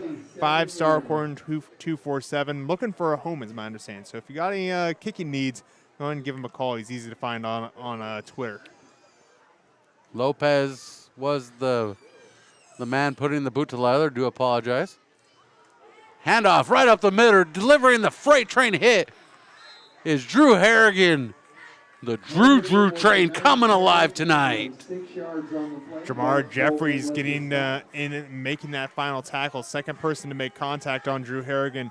That's a good sign for Mission Prep that they're coming out with that extra burst, forcing multiple tacklers on Drew Harrigan. Drew Harrigan should take multiple guys. So if you're able to break him free, get that good blocking up front that they've been looking for, that's a good sign that, St. Joseph having some issues trying to take him down there. A handoff to Harrigan once again, and the line collapses at the point of attack. And no gain for Harrigan on that carry. Like Dylan Fleming on the tackle for the Knights. A number of different Knights getting into the backfield there. And as you said, that's just a case of the St. Joseph Knights better at the point of attack. That's been what's been deciding this game so far. Both teams content to mostly stay on the ground. So who's winning the trenches is going to end up doing it. We say, it's a one-man show with Carter Vargas in the first half. Not entirely true. Is that O-line for St. Joe was a big part of them getting to the end zone. 3rd and 3. Harrigan with it once again, pushing forward. And he gains enough with a 4-yard carry for a Mountain Air first down. And the Royals move the sticks. Ball spotted at the 48-yard line. 52 yards to pay dirt. 10:20 on the clock here in the third quarter. Mission Prep football presented by California Fresh Market and driven by Hyundai of San Luis Obispo. Yeah, there it looked like Ethan Ferralis with a good block on the left tackle side of things, just getting that leverage, letting Drew Harrigan find that hole, and push forward for the first down, just enough to move the chains. Harrigan with a fullback being Gabe Rodriguez, and he's quickly pulled down by Anthony Vargas, the outside linebacker, coming in on the collapse, a loss of 1. It's going to be 2nd and 11 for Mission Prep here. 9:35 in the third quarter as they change out some individuals in the lineup on offense. Gabriel Foster and Isaac Townsend coming into the formation for the Royals. And they've subbed like this in the past. It's been moving to more of a 21 traditional I form personnel. Here we're going to see an offset pistol look. Working from the pistol style formation, an interception thrown right down the line. Nobody in front of him. 20, 15, 10, 5. Touchdown, St. Joseph. Jamar Jeffries with the score. And Jamar Jeffries with a 49-yard return. A great drive for Jamar Jeffries. He got a big hit to start things off and then finishing with a pick 6. You don't get a much better drive than that for the St. Joseph Knights. Big plays being made by this linebacking core. Both Jamar Jeffries and a couple of the other linebackers just getting in and being physical, making the big plays happen. St. Joe well in front. And a flag on the attempt. Be false start against the Knights, so they're going to back them up 5 and retry this PAT. Going to make it closer to, should be on the 17, so that's going to be a 24-yarder instead. Make it a 25 with where they're putting it. Well within range. 25-yard line. Point after attempt, Josue Lopez. And that is no good. It looked like it was tipped at the line. And our score is 20-3 here in the third quarter. And the hole keeps getting bigger for Mission Prep. Well, these possessions are going to start getting more critical. We talked about Mission Prep's style during halftime and how they need to get that pressure going on offense. They need to start finding that success. And in a lot of ways, they found it on that last drive. Drew Harrigan getting free on a few power runs, able to find some space between the tackles and get that ball moving. But a pick 6 will be devastating no matter what type of offense you're running. And that's going to be an issue for Mission Prep here. They've got to dust themselves off. Resiliency is important, especially as you start looking at the playoffs. The teams that they're going to be playing come playoffs. You talk about, hey, RFK is back in the bracket probably. Well, that's going to be a team that you're probably going to find yourself down to at some point. So, you got to be ready to have these sorts of resilient moments if you want to make a deep playoff run, which is the goal for both these teams. Lopez getting ready to boot this one away.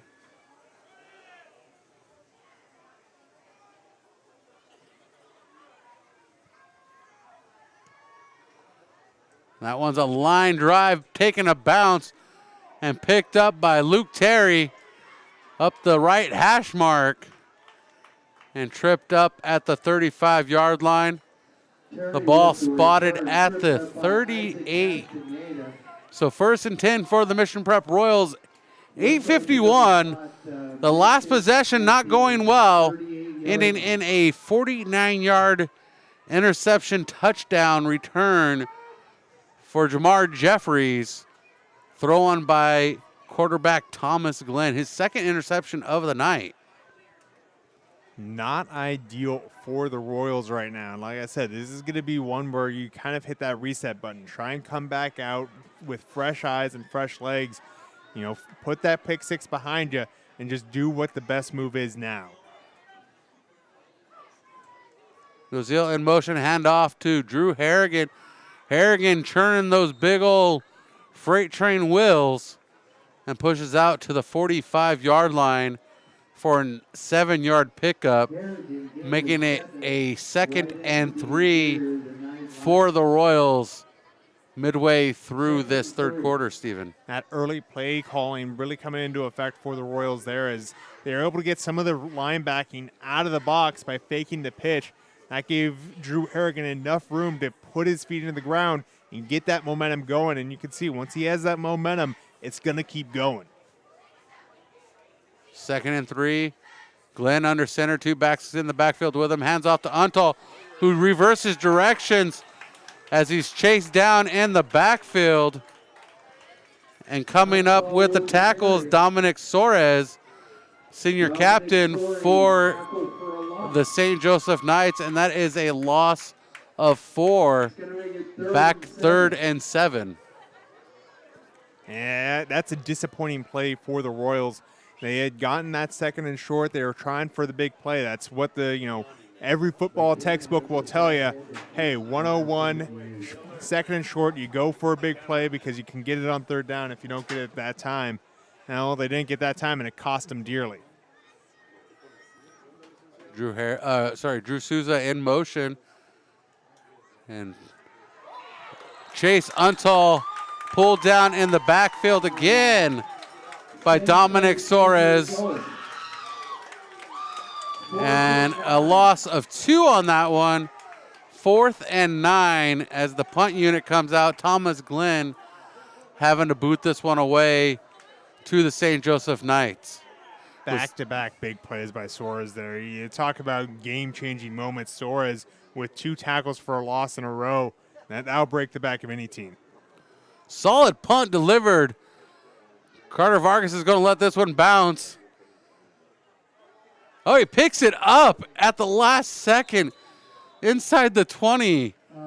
A gutsy move there, Stephen. Carter Vargas is playing with a lot of confidence there. I think he thinks that he's playing among boys right now, and that's a dangerous play right there. There's no reason for Vargas to pick that ball up and make something happen.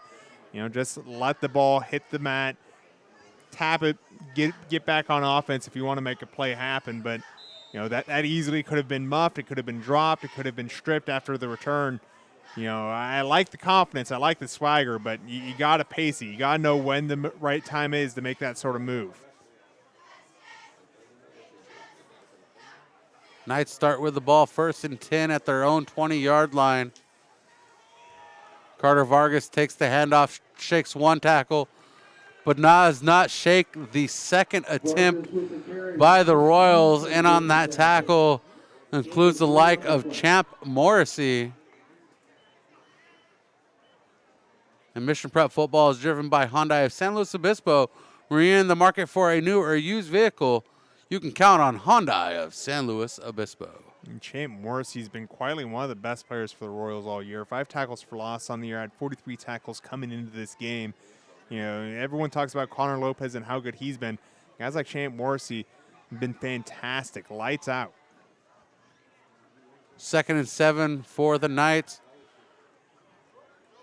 And Mara Utui throws this one, broken up by Luke Terry. And the intended target was Fossey. Beautiful coverage there by Luke Terry. Not just to make that play at the point and knock the ball away from Fossey, but also to keep with him that entire play. That was a long developing play, and that's tough to cover all the way downfield against players this fast. Luke Terry showing off he's got wheels to match, speed and chutzpah. What a play by Luke Terry. And that breakup by Luke Terry makes it 3rd and 7 for St. Joseph. 5:50 on the clock here in the 3rd quarter. Ball spotted at the 23-yard line. And we have a flag on the play from the White Hat. Illegal participation against the legal substitution. They tried to break the huddle with 12. You can't do that. That's one of those key rules. If you're going to huddle up, you can only really have the players that are participating leave at once. There's an illegal substitution, and that'll cost them. 5-yard loss makes it a 3rd and 12. A little assistance from the St. Joseph Knights to the Mission Prep Royals. And we're going to have a timeout on the field, so we're going to go ahead and join them in this timeout. Mission Prep Football is driven by Hyundai of San Luis Obispo and presented by California Fresh Market. At KD Capital Mortgage, we know that your home is much more than 4 walls and a roof. Your home is where dreams are born and memories are made. That's why whether you're looking to refinance your current home, purchasing your dream home, or buying an investment property, our goal is to help you take advantage of today's historically low rates and make sure you find the right loan to match your specific needs. So whatever your mortgage needs may be, the perfect loan is waiting for you, and KD Capital is here to help. Please give us a call at 805-226-5550, a proud partner of the Mission Prep Royals.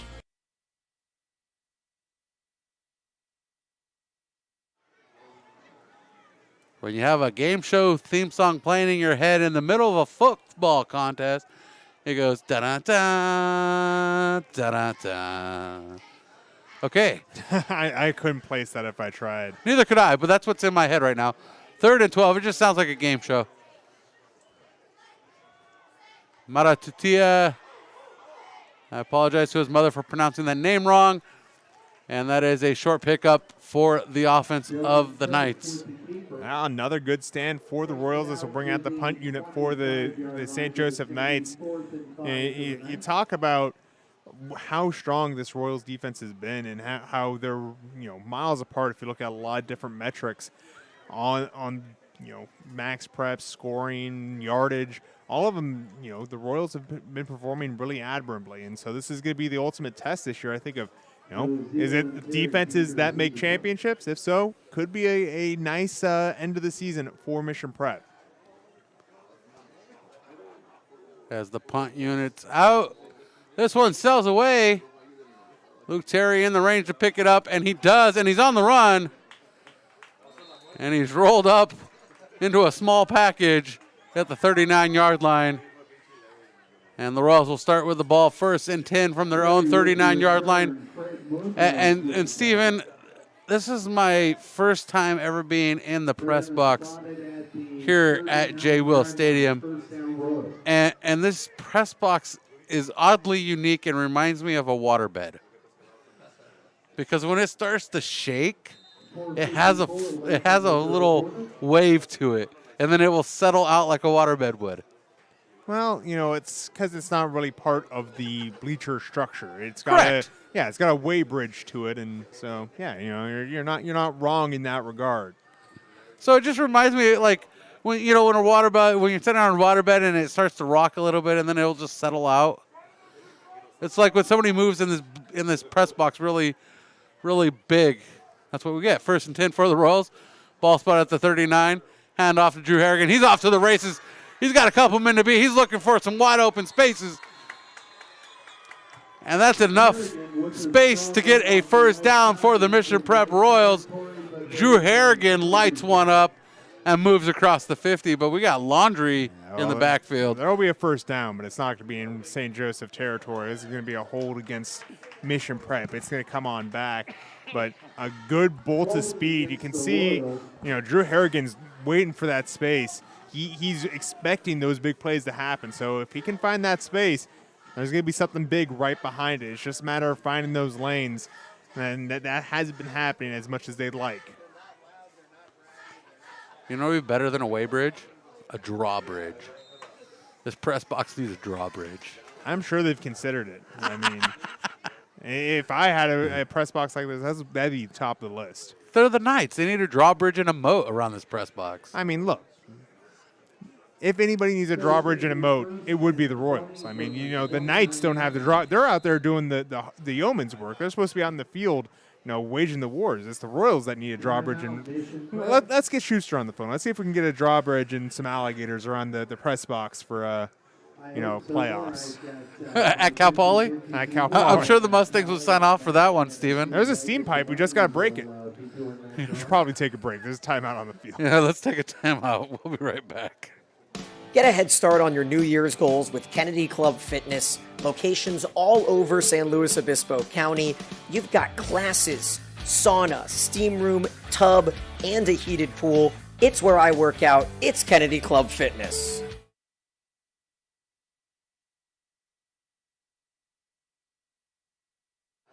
A press credential is required to get into the press box when we put up the drawbridge. Look, It's not us that are going to be checking the press credential. We got to train the alligators. We got a little bit of we got at least a week. How long does it take to train an alligator, Brian? I don't know. You're going to find out. We can. I can't. I got a bad joke in my head. I just got to move on. We're looking. I got a road game next week. I'm not going to be there to feed the alligators, man. You got to get those on your side. They recognize you. They'll recognize you as the mother when you're there when they hatch. That's the key. Handoff out of the backfield for the Royals. Chase on tall looking for some room. And he gets a couple yards out across to the 32-yard line. We'll just call Crocodile Dundee. Yeah, just remember when you feed, you palms up. You don't want to give them a chance to bite the fingers. Palm up or toss it. You don't want to have it in your hand. They'll roll, okay? Look, it's going to all be in the manual. You'll be fine. Second and very long for the Royals. Thank you. We get back to this. Outside chance there for Untold, taken down in the backfield by Anthony Vargas. Vargas has been fantastic. Really both Vargases, Carter and Anthony Vargas in this game. Anthony Vargas has been a big reason why there hasn't been that outside burst for the Royals. He's been assigned to the contain duty a lot tonight. Second and the Millennium Falcon for the Royals. As Thomas Glenn rolls out, fires a deep pass intended for Connor Lopez. And that one's out of bounds. Though it was caught out of bounds, it was out of bounds. Incomplete pass. Third and a Millennium Falcon for the Royals. I don't know if the Millennium Falcon, 16 yards seems like a plausible size for it, but, I feel like it's either way bigger or smaller. I don't know. 16 yards seems like the exact wrong size. I'm just making measurements up, bro. Look. I'll get on Wikipedia and look this up if I have to. Somebody in the chat, tell us how big the Millennium Falcon is. Nah, bro, I'm almost there. Call this play. Third and a Millennium Falcon. I'm sticking with the measurements Halloween season. Connor Lopez in motion from the outside. Cut lining up now at tight end. Two receivers to his right. Jaden Ozil takes the handoff in motion. Try and turn the corner and chased out of bounds by Anthony Vargas. A short gain for Nozil. 5-yard gain by Anthony Vargas. It's going to be 4th and long. 4th and about 13 for the Royals. And I think we're going to see the punt unit. If anyone's curious, Millennium Falcon is actually 38 yards. It's much larger than the 16 there. It's almost 16, thick. It's a thick Oreo, the Millennium Falcon. So there we go. We're climbing the Millennium Falcon is what we're doing. Chewie, we're home. Best line of that movie. Only one worth remembering. Exactly. The best line of the movie. And we have Laundry on the field. Penalty flag. And by the way, ladies and gentlemen, they have booted it away to Fossey. Colin Fossey's going to return this one. I guess they've quite literally return it to the officials for the false start. Colin Fossey filling in for Carter Vargas, excuse me. 3:46, third quarter. This one is booted away. And Thomas Glenn has become quite the punter this season. We've seen the depth of his punts form out deeper and deeper into enemy territory. And that's one of the big growth areas. I mean, as Thomas Glenn matures as a player, he's going to get more of those types of plays where, hey, you don't want to be out there punting, but the danger of having a QB that can punt it is a big deal for the Royals. I mean, he's going to get further punts, more accurate deep ball. I mean, there's a lot of things that are going the direction of the Royals as far as the quarterback development goes. And they're calling off the 50-50 raffle. Did not participate, cannot win. 1st and 10 for the St. Joseph Knights. Ball spotted at the 41-yard line. Traveling right to left, pass from the flat to Fossey, and he's pulled down quickly by the Royals. Making the stop is Carter Moreau.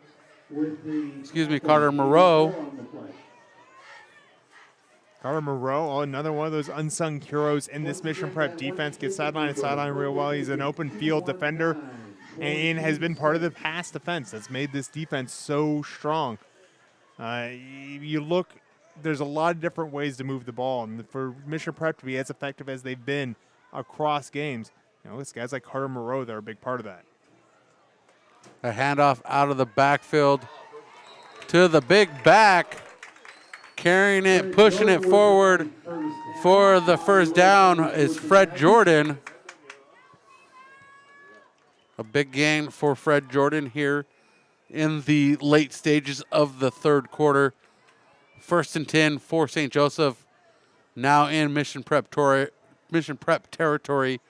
from the 47-yard line. Mission Prep with 5 out on the line defensively. Looking for the run up the middle. Taking a shotgun snap handoff to Fred Jordan, and Jordan bulldozing his way forward. Clearing some lanes. He reminds me like a bowling ball. Just rolls up and plows forward, knocking pins over. Certainly runs with that sort of shape. He runs in a very rounded form that makes him hard to tackle. It's easy to grab a square or triangle. If you're trying to think about how you grab onto something. Circles, actually very tough. They'll just roll off, and that's exactly how he runs. He runs in a way that makes him tough to take down. Jordan lined up behind him. Pass out to Carter Vargas down the line. And Vargas tied up by Armin Clayton and Luke Terry. And that's another St. Joseph first down with a $1:38 on the clock here in the third quarter. And good block on the outside by Fassi. And that's something that Coach Villasenor talks to his players about quite a bit is, how do you involve yourself in the plays where you're not getting the ball? There's only one guy on the field can carry the ball out of the 11 out there. How do you involve yourself? And that means, hey, wide receivers, you got to go find work. You got to go find someone to block. That's exactly what Fassi did there. Fred Jordan takes the handoff, looking for a seam through the line, bobbing and weaving, breaks one tackle, breaks two, and pushed out of bounds by Carter Moreau. And that's a 11-yard pickup for Jordan. That is another St. Joseph first down. And we have an injury on the field. Clinching his knee is a Mission Prep Royal. We're going to take a timeout.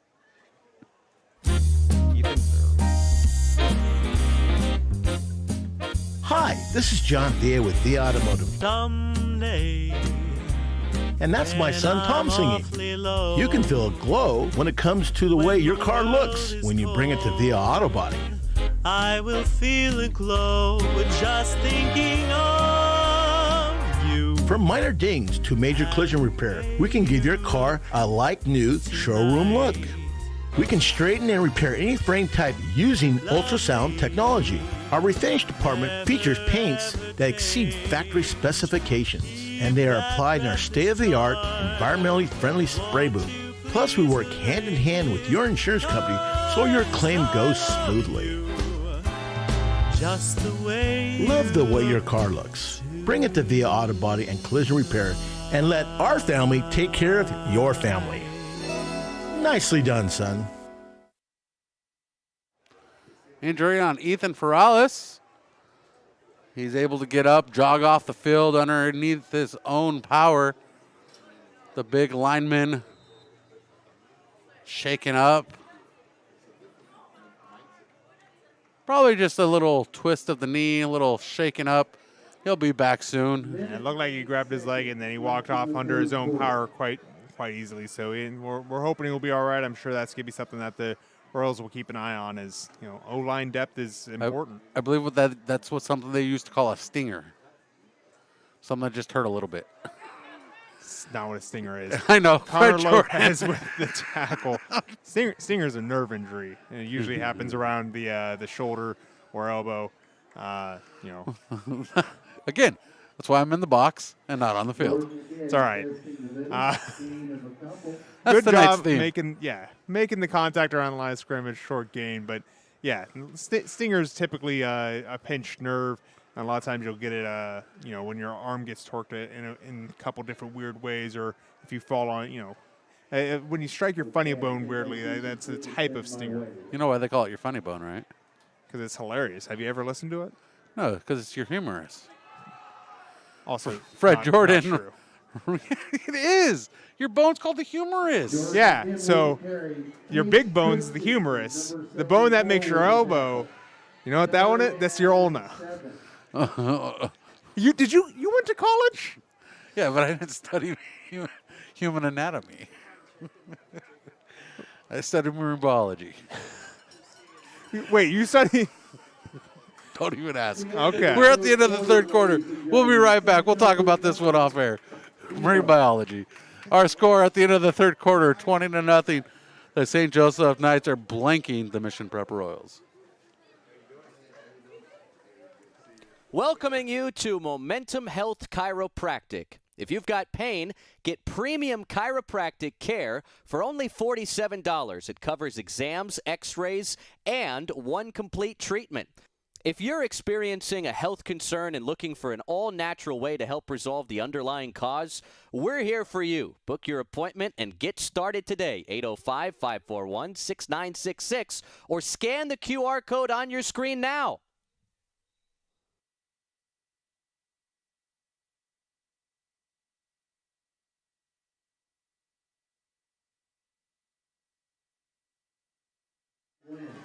So apparently I went to all the wrong schools. All of them. All the wrong schools. That's what I'm being told, because even Thomas is criticizing my knowledge of the human anatomy.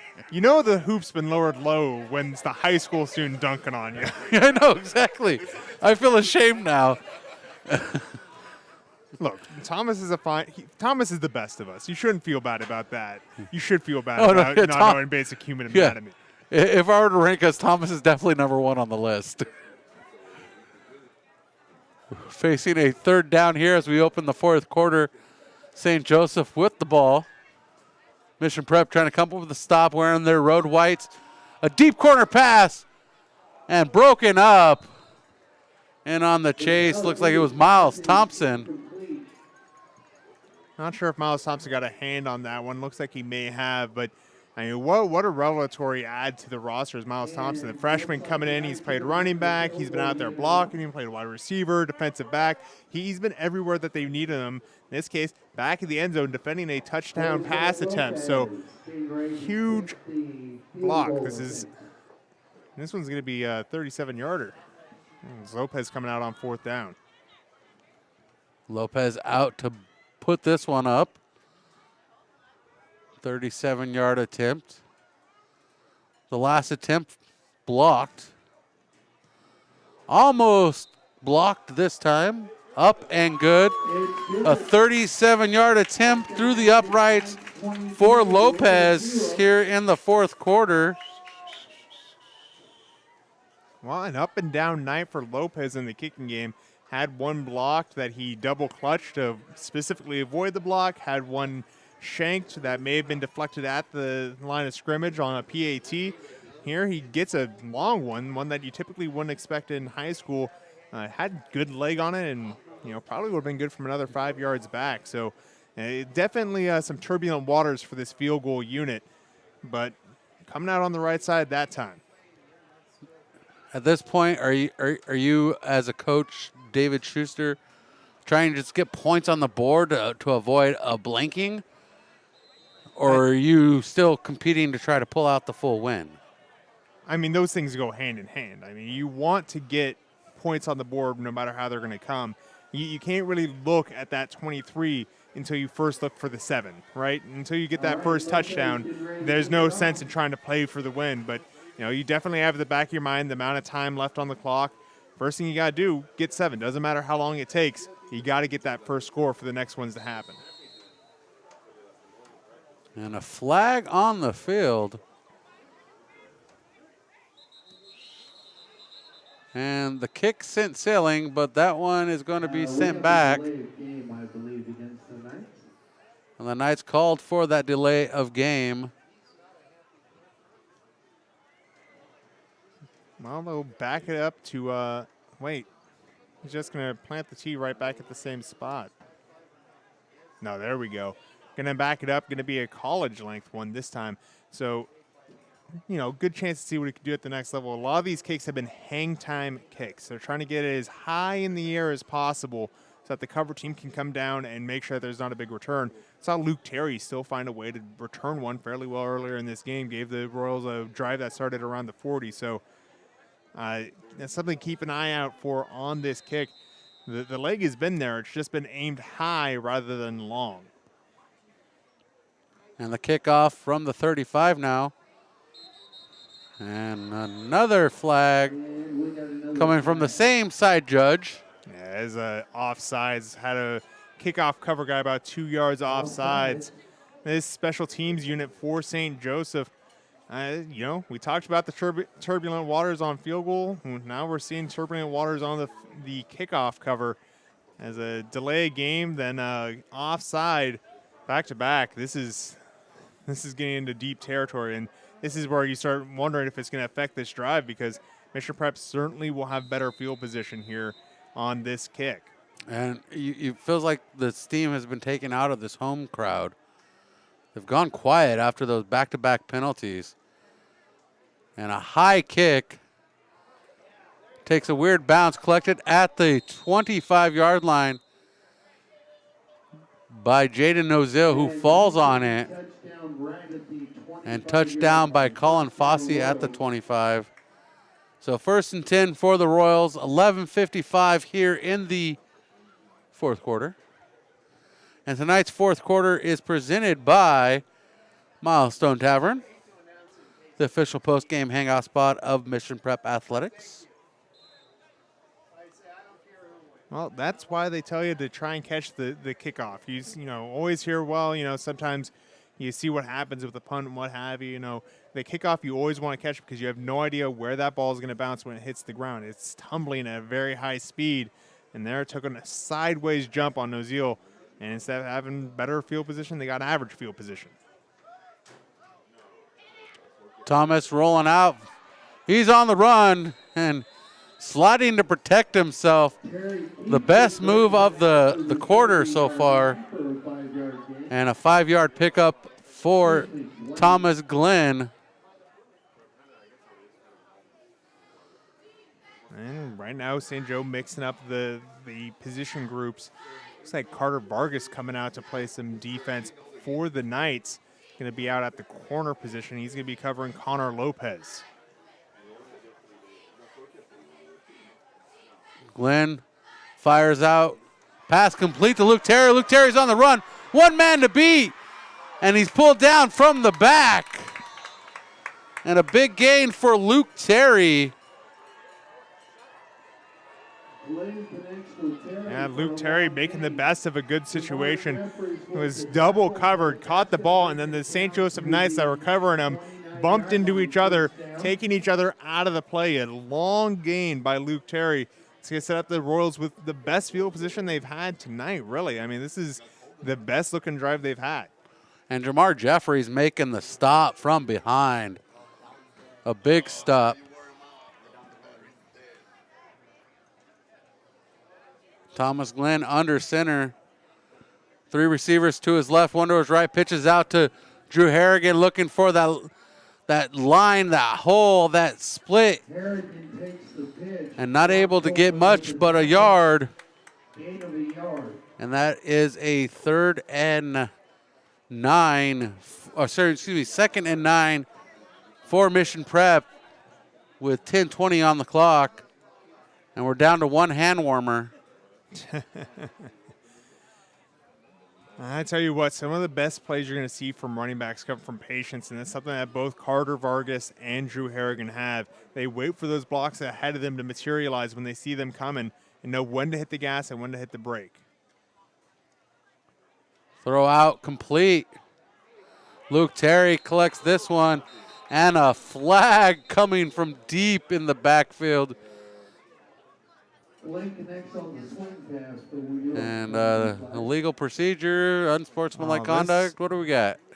This was thrown during the tackle. I'm not sure what the flag would be on. One person went low and high, but you're allowed to do that on a tackle.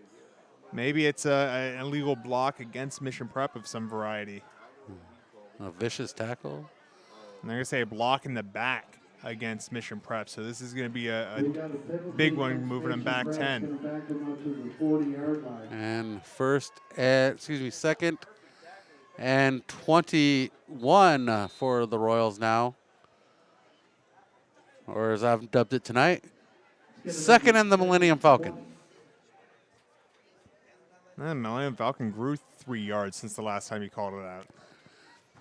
It's an ever expanding. It's like a sponge it's like one of those pills you drop in the water and it turns into something. Usually turn into dinosaurs. Those are the good ones. Yeah, but this one's a Millennium Falcon. Hand off to Drew Harrigan, and the offensive line cannot provide a gap for him to get through, as we have more laundry on the field on second down. Second down seems to be the laundry down here for the Royals. Face mask against the Knights, so it's going to be a first down and 15 extra yards.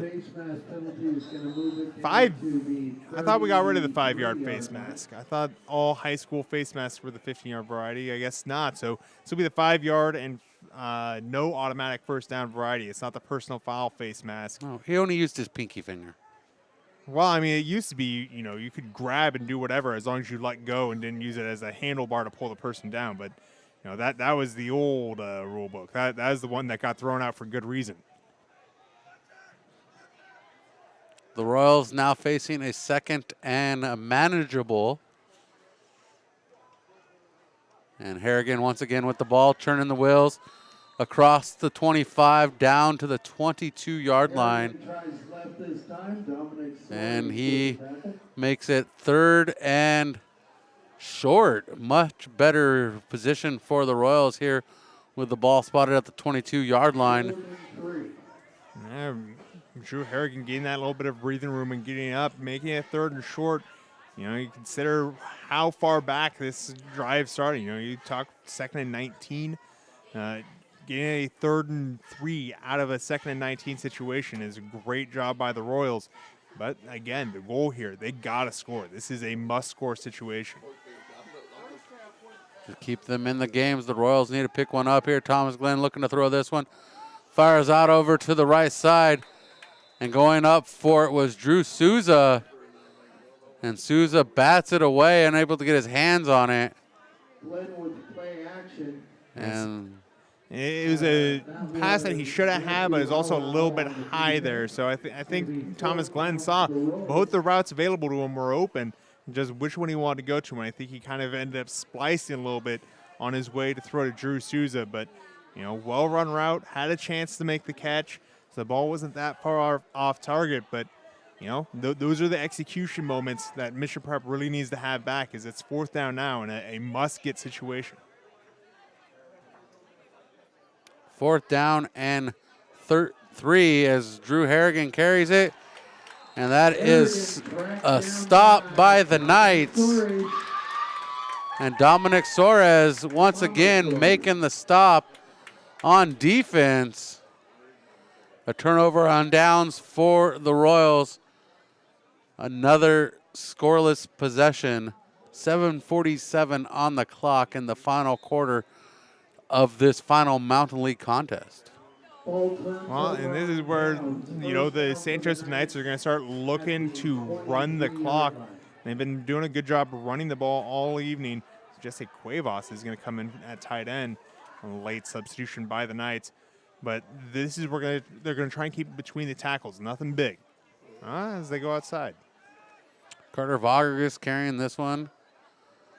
And immediately pulled down at the line. Looks like Sean Rivas in on the tackle there. Short gain, trying to push the outside.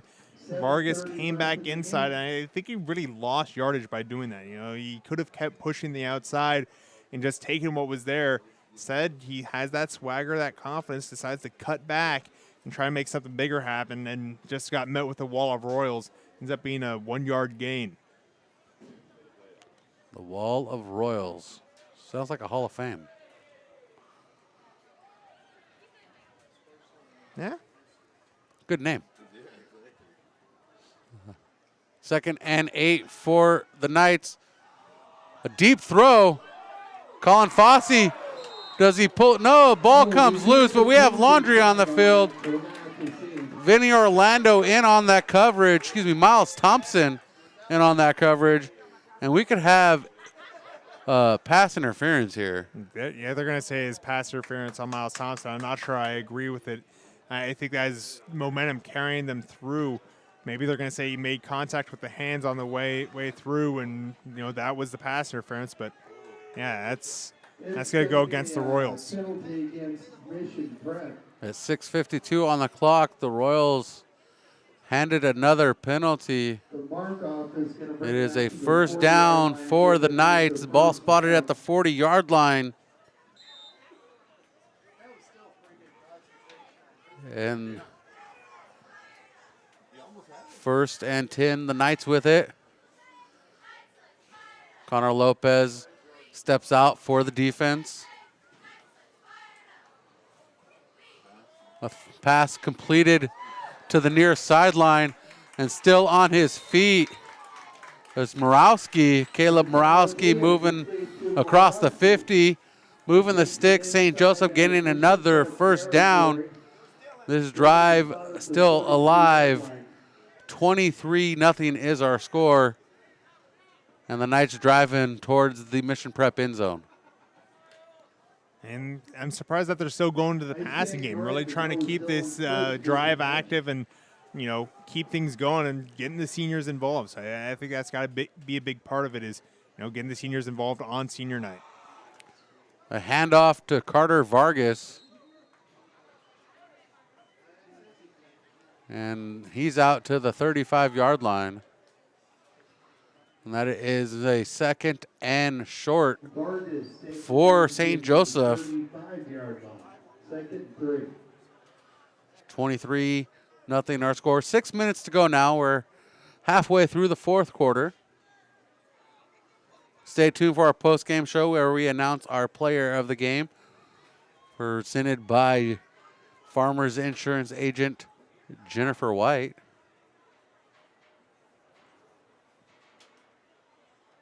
$23-0. Royals trying to get out of a hole, but they got to stop the Knights first as Carter Vargas pushes forward for 5 yards, gains the first down, and the Knights stay in control of this possession. Champ Morrissey racking up another tackle. He's been one of the best defenders for the Royals tonight, and just catch him a little bit too late. So it's going to be a first down for the Knights. The Knights are milking the clock between plays, even if they're not just running it between the tackles consistently. They're keeping the full playbook open, but they definitely want to score on this drive while kind of taking their time to get to the line and kind of half measure between the two different strategies. In the shotgun, handoff to Fred Jordan. And Jordan still on his feet, out to the 20. Coming up just a few yards short, but gains 8. A nice little 2nd and 2 to work with for head coach Villasenor. Well, something that's been really impressive in this game from whistle to whistle, St. Joe has just been doing a good job in the trenches. It's a place that Mission Prep normally prides themselves on, and St. Joseph just showing their dominance there, and that's why they've been able to do whatever they kind of wanted when their offense is operating. And the run taken down by Armin Clayton. On the keeper is Mata Utia. And Armin Clayton wrapping them up. 3rd and 3, pushing them back a yard. Armin Clayton diving through for that tackle for loss, dodging a couple blockers to make that happen, and getting a clear look at the quarterback as he did it. 3rd and 3 for the Knights of St. Joseph.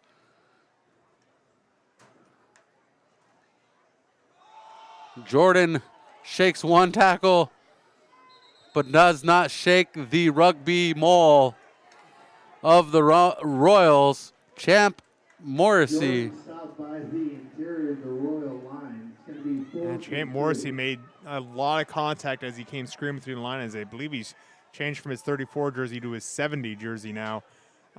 Made that contact in the backfield and then allowed the other Royals to come in and finish it out. So 4th and short here. The Royals once again finding the clutch moments to really dig in and stop this Knights offense. Yeah, it caught me off guard when I called Champ Morrissey wearing number 70 because he wasn't wearing 34 earlier. Carter Vargas in motion. Mara Utia looking to the sideline for the call. Possibly working with an audible. I think they used the motion to see if there's a zone or man coverage and are adjusting the route according to that.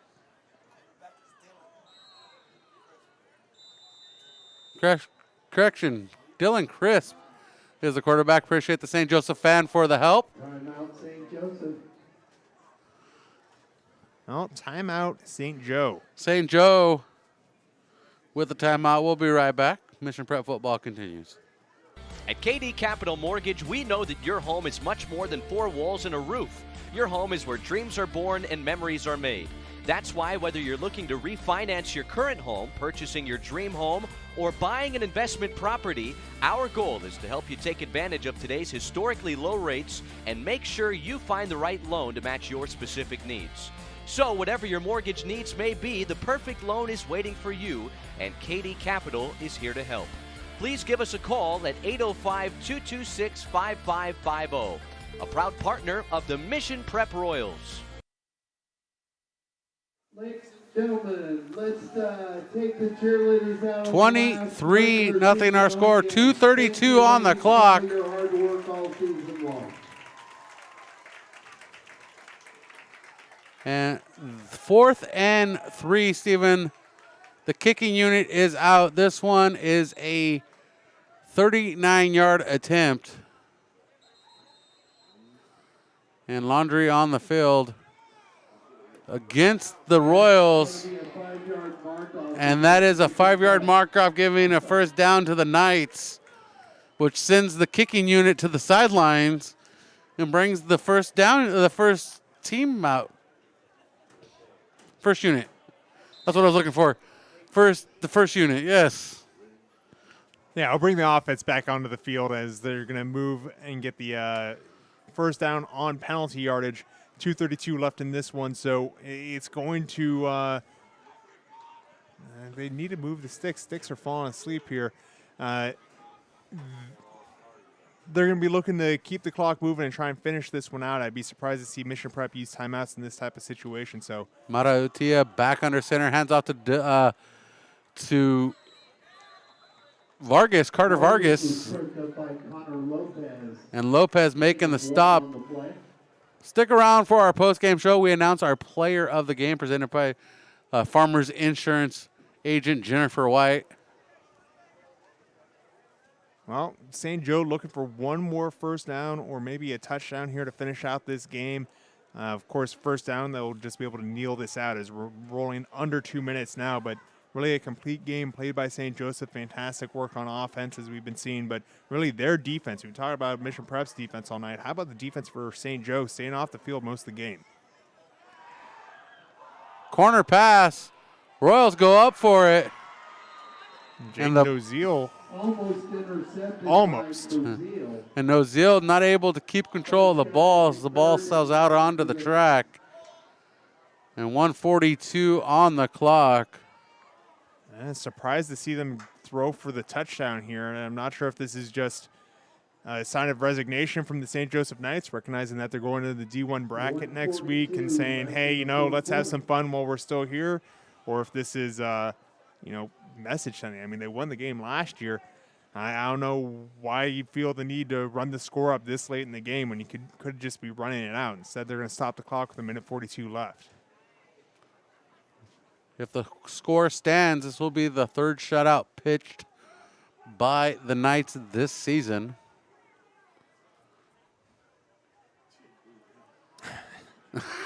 Great motion sign and forcing Jesse Cuevas to move there. And we have a flag on the play. Yeah.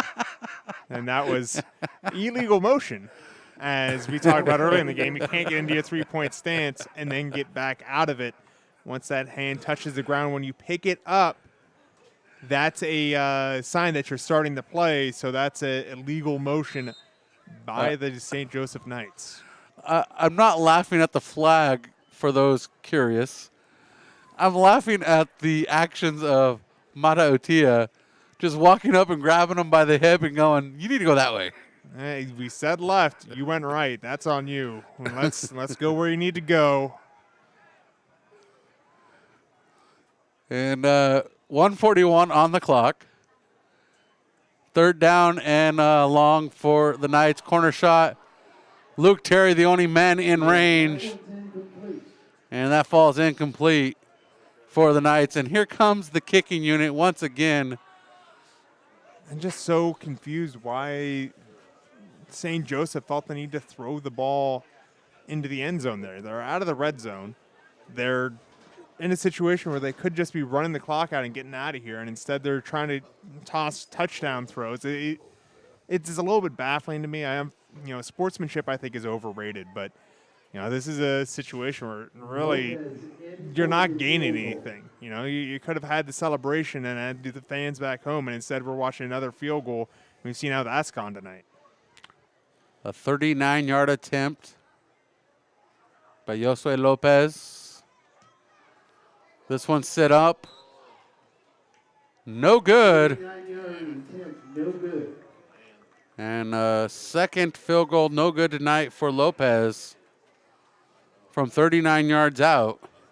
Had the length, looked like it was tipped. 1 for 4 tonight, right? 1 for 3. 1 for 3, and then the blocked PAT as well. I mean, that field goal unit not doing great. Not the real that you want to see if you're trying to get Josue Lopez into a 4-year institution next year, as he is a 5-star recruit we've talked about many times as a kicker. So Mission Prep can take the ball over here and look to score to finish this game out. Minute 36 left in this game. So, there's definitely the possibility there. But, they have only had 1 or 2 explosive plays in this game. A pass complete out to the near side. And Gabriel Foster collecting that one for a short gain, as Foster was not able to stay on his feet, having to drop to a knee to make the catch. Catch stands, but that stops the play. Mission Prep taking their time getting through here. If my eyes are right, there's only a couple timeouts. There's no timeouts left for Mission, so they're just going to try and work the boundaries and get up. But I don't think they're too pressed to try and get a score in this game. I think they're more focused on getting a honorable completion. Drew Harrigan working the speed, trying to push forward, and he works his way to the sideline. And the clock continued to run here in the final moments of this final Mountain League game of the regular season. Coming up this weekend, the playoffs will be announced. Stay tuned to all our Twitter channels, YouTube channels. I believe it's tomorrow at noon they'll be announcing it. So keep an eye out for that, as the official brackets won't take long to come out. And caught in the backfield is Glenn. And Dylan Fleming ending the game with a tackle or a sack on Thomas Glenn. As time expires, the Mission Prep Royals are blanked by the St. Joseph Knights of Santa Maria 23-0, as I didn't update the scoreboard following that field goal. So let's just update that for posterity purposes. And we're going to take a quick timeout, Steven, and we're going to have to decide a player of game in this tough one. So we'll be right back. Mission Prep Football continues with our postgame show. California Fresh Market is more than just your local grocery store. A full-service deli featuring premium boar's head meats and cheeses, handmade take-and-bake pizza, fresh salad and olive bar, gourmet cheese department perfect for any occasion, sushi rolled daily, organic and locally sourced produce, wild-caught seafood, choice prime and Snake River Farms American Wagyu beef, artisan sourdough bread, and full-service health and wellness. California Fresh Markets, the best on the Central Coast.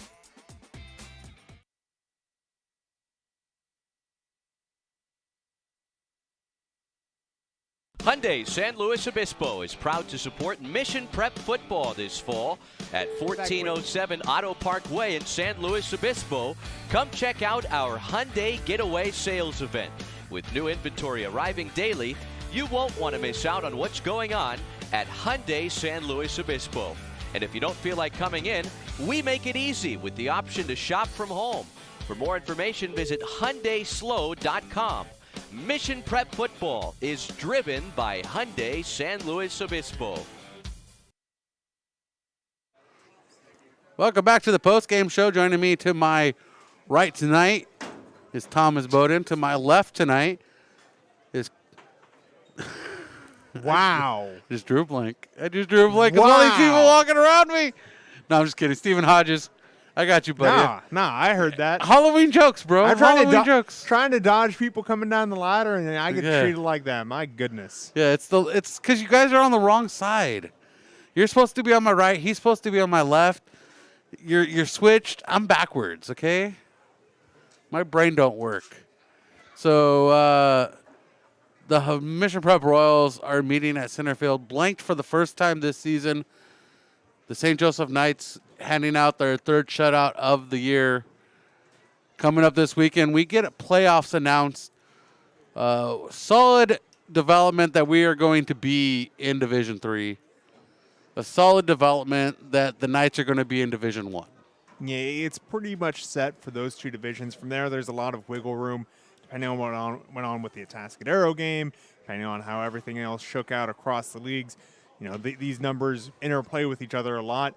Mission Prep really hoping to draw that number 1 seed. The number 1 seed would most likely have a bye come with it, as if you even out all the brackets, you end up with a bye in each division. Last few years, that's how Central Section has seeded. So really good chance Mission Prep is both A, the number 1 seed, B, going to have a bye, C, would likely host throughout the playoffs if that's the case. If not, they'll at very least have a home game to start the playoffs out based on how everything is seeded right now, as Mission Prep is actually, based on their ranking, higher than Division III if they were to use the old rules where it just said anything goes, you're wherever the computer says you are, as Mission Prep was in D2 the year that they played Lemoore and then ended up playing Bakersfield, and that led to them saying that's a bad system, which, I'd agree. I like the current system much more than the previous one, but I know no system's perfect. I heard plenty of belly aching around what's going on with this system and how to improve it and how everyone's got their own say on that. But, we'll find out tomorrow. We'll see who's complaining and who's happy about it.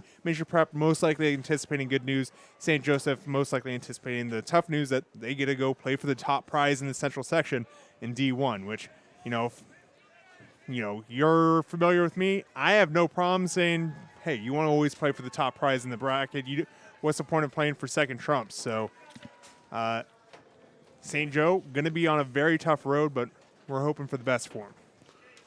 So stick tuned to all our Twitter X channels, Stanley on Sports, Slowpoke Sports, MCP Football, and Coach_D Schuster. We'll have all those updates for you, including the Prep SN.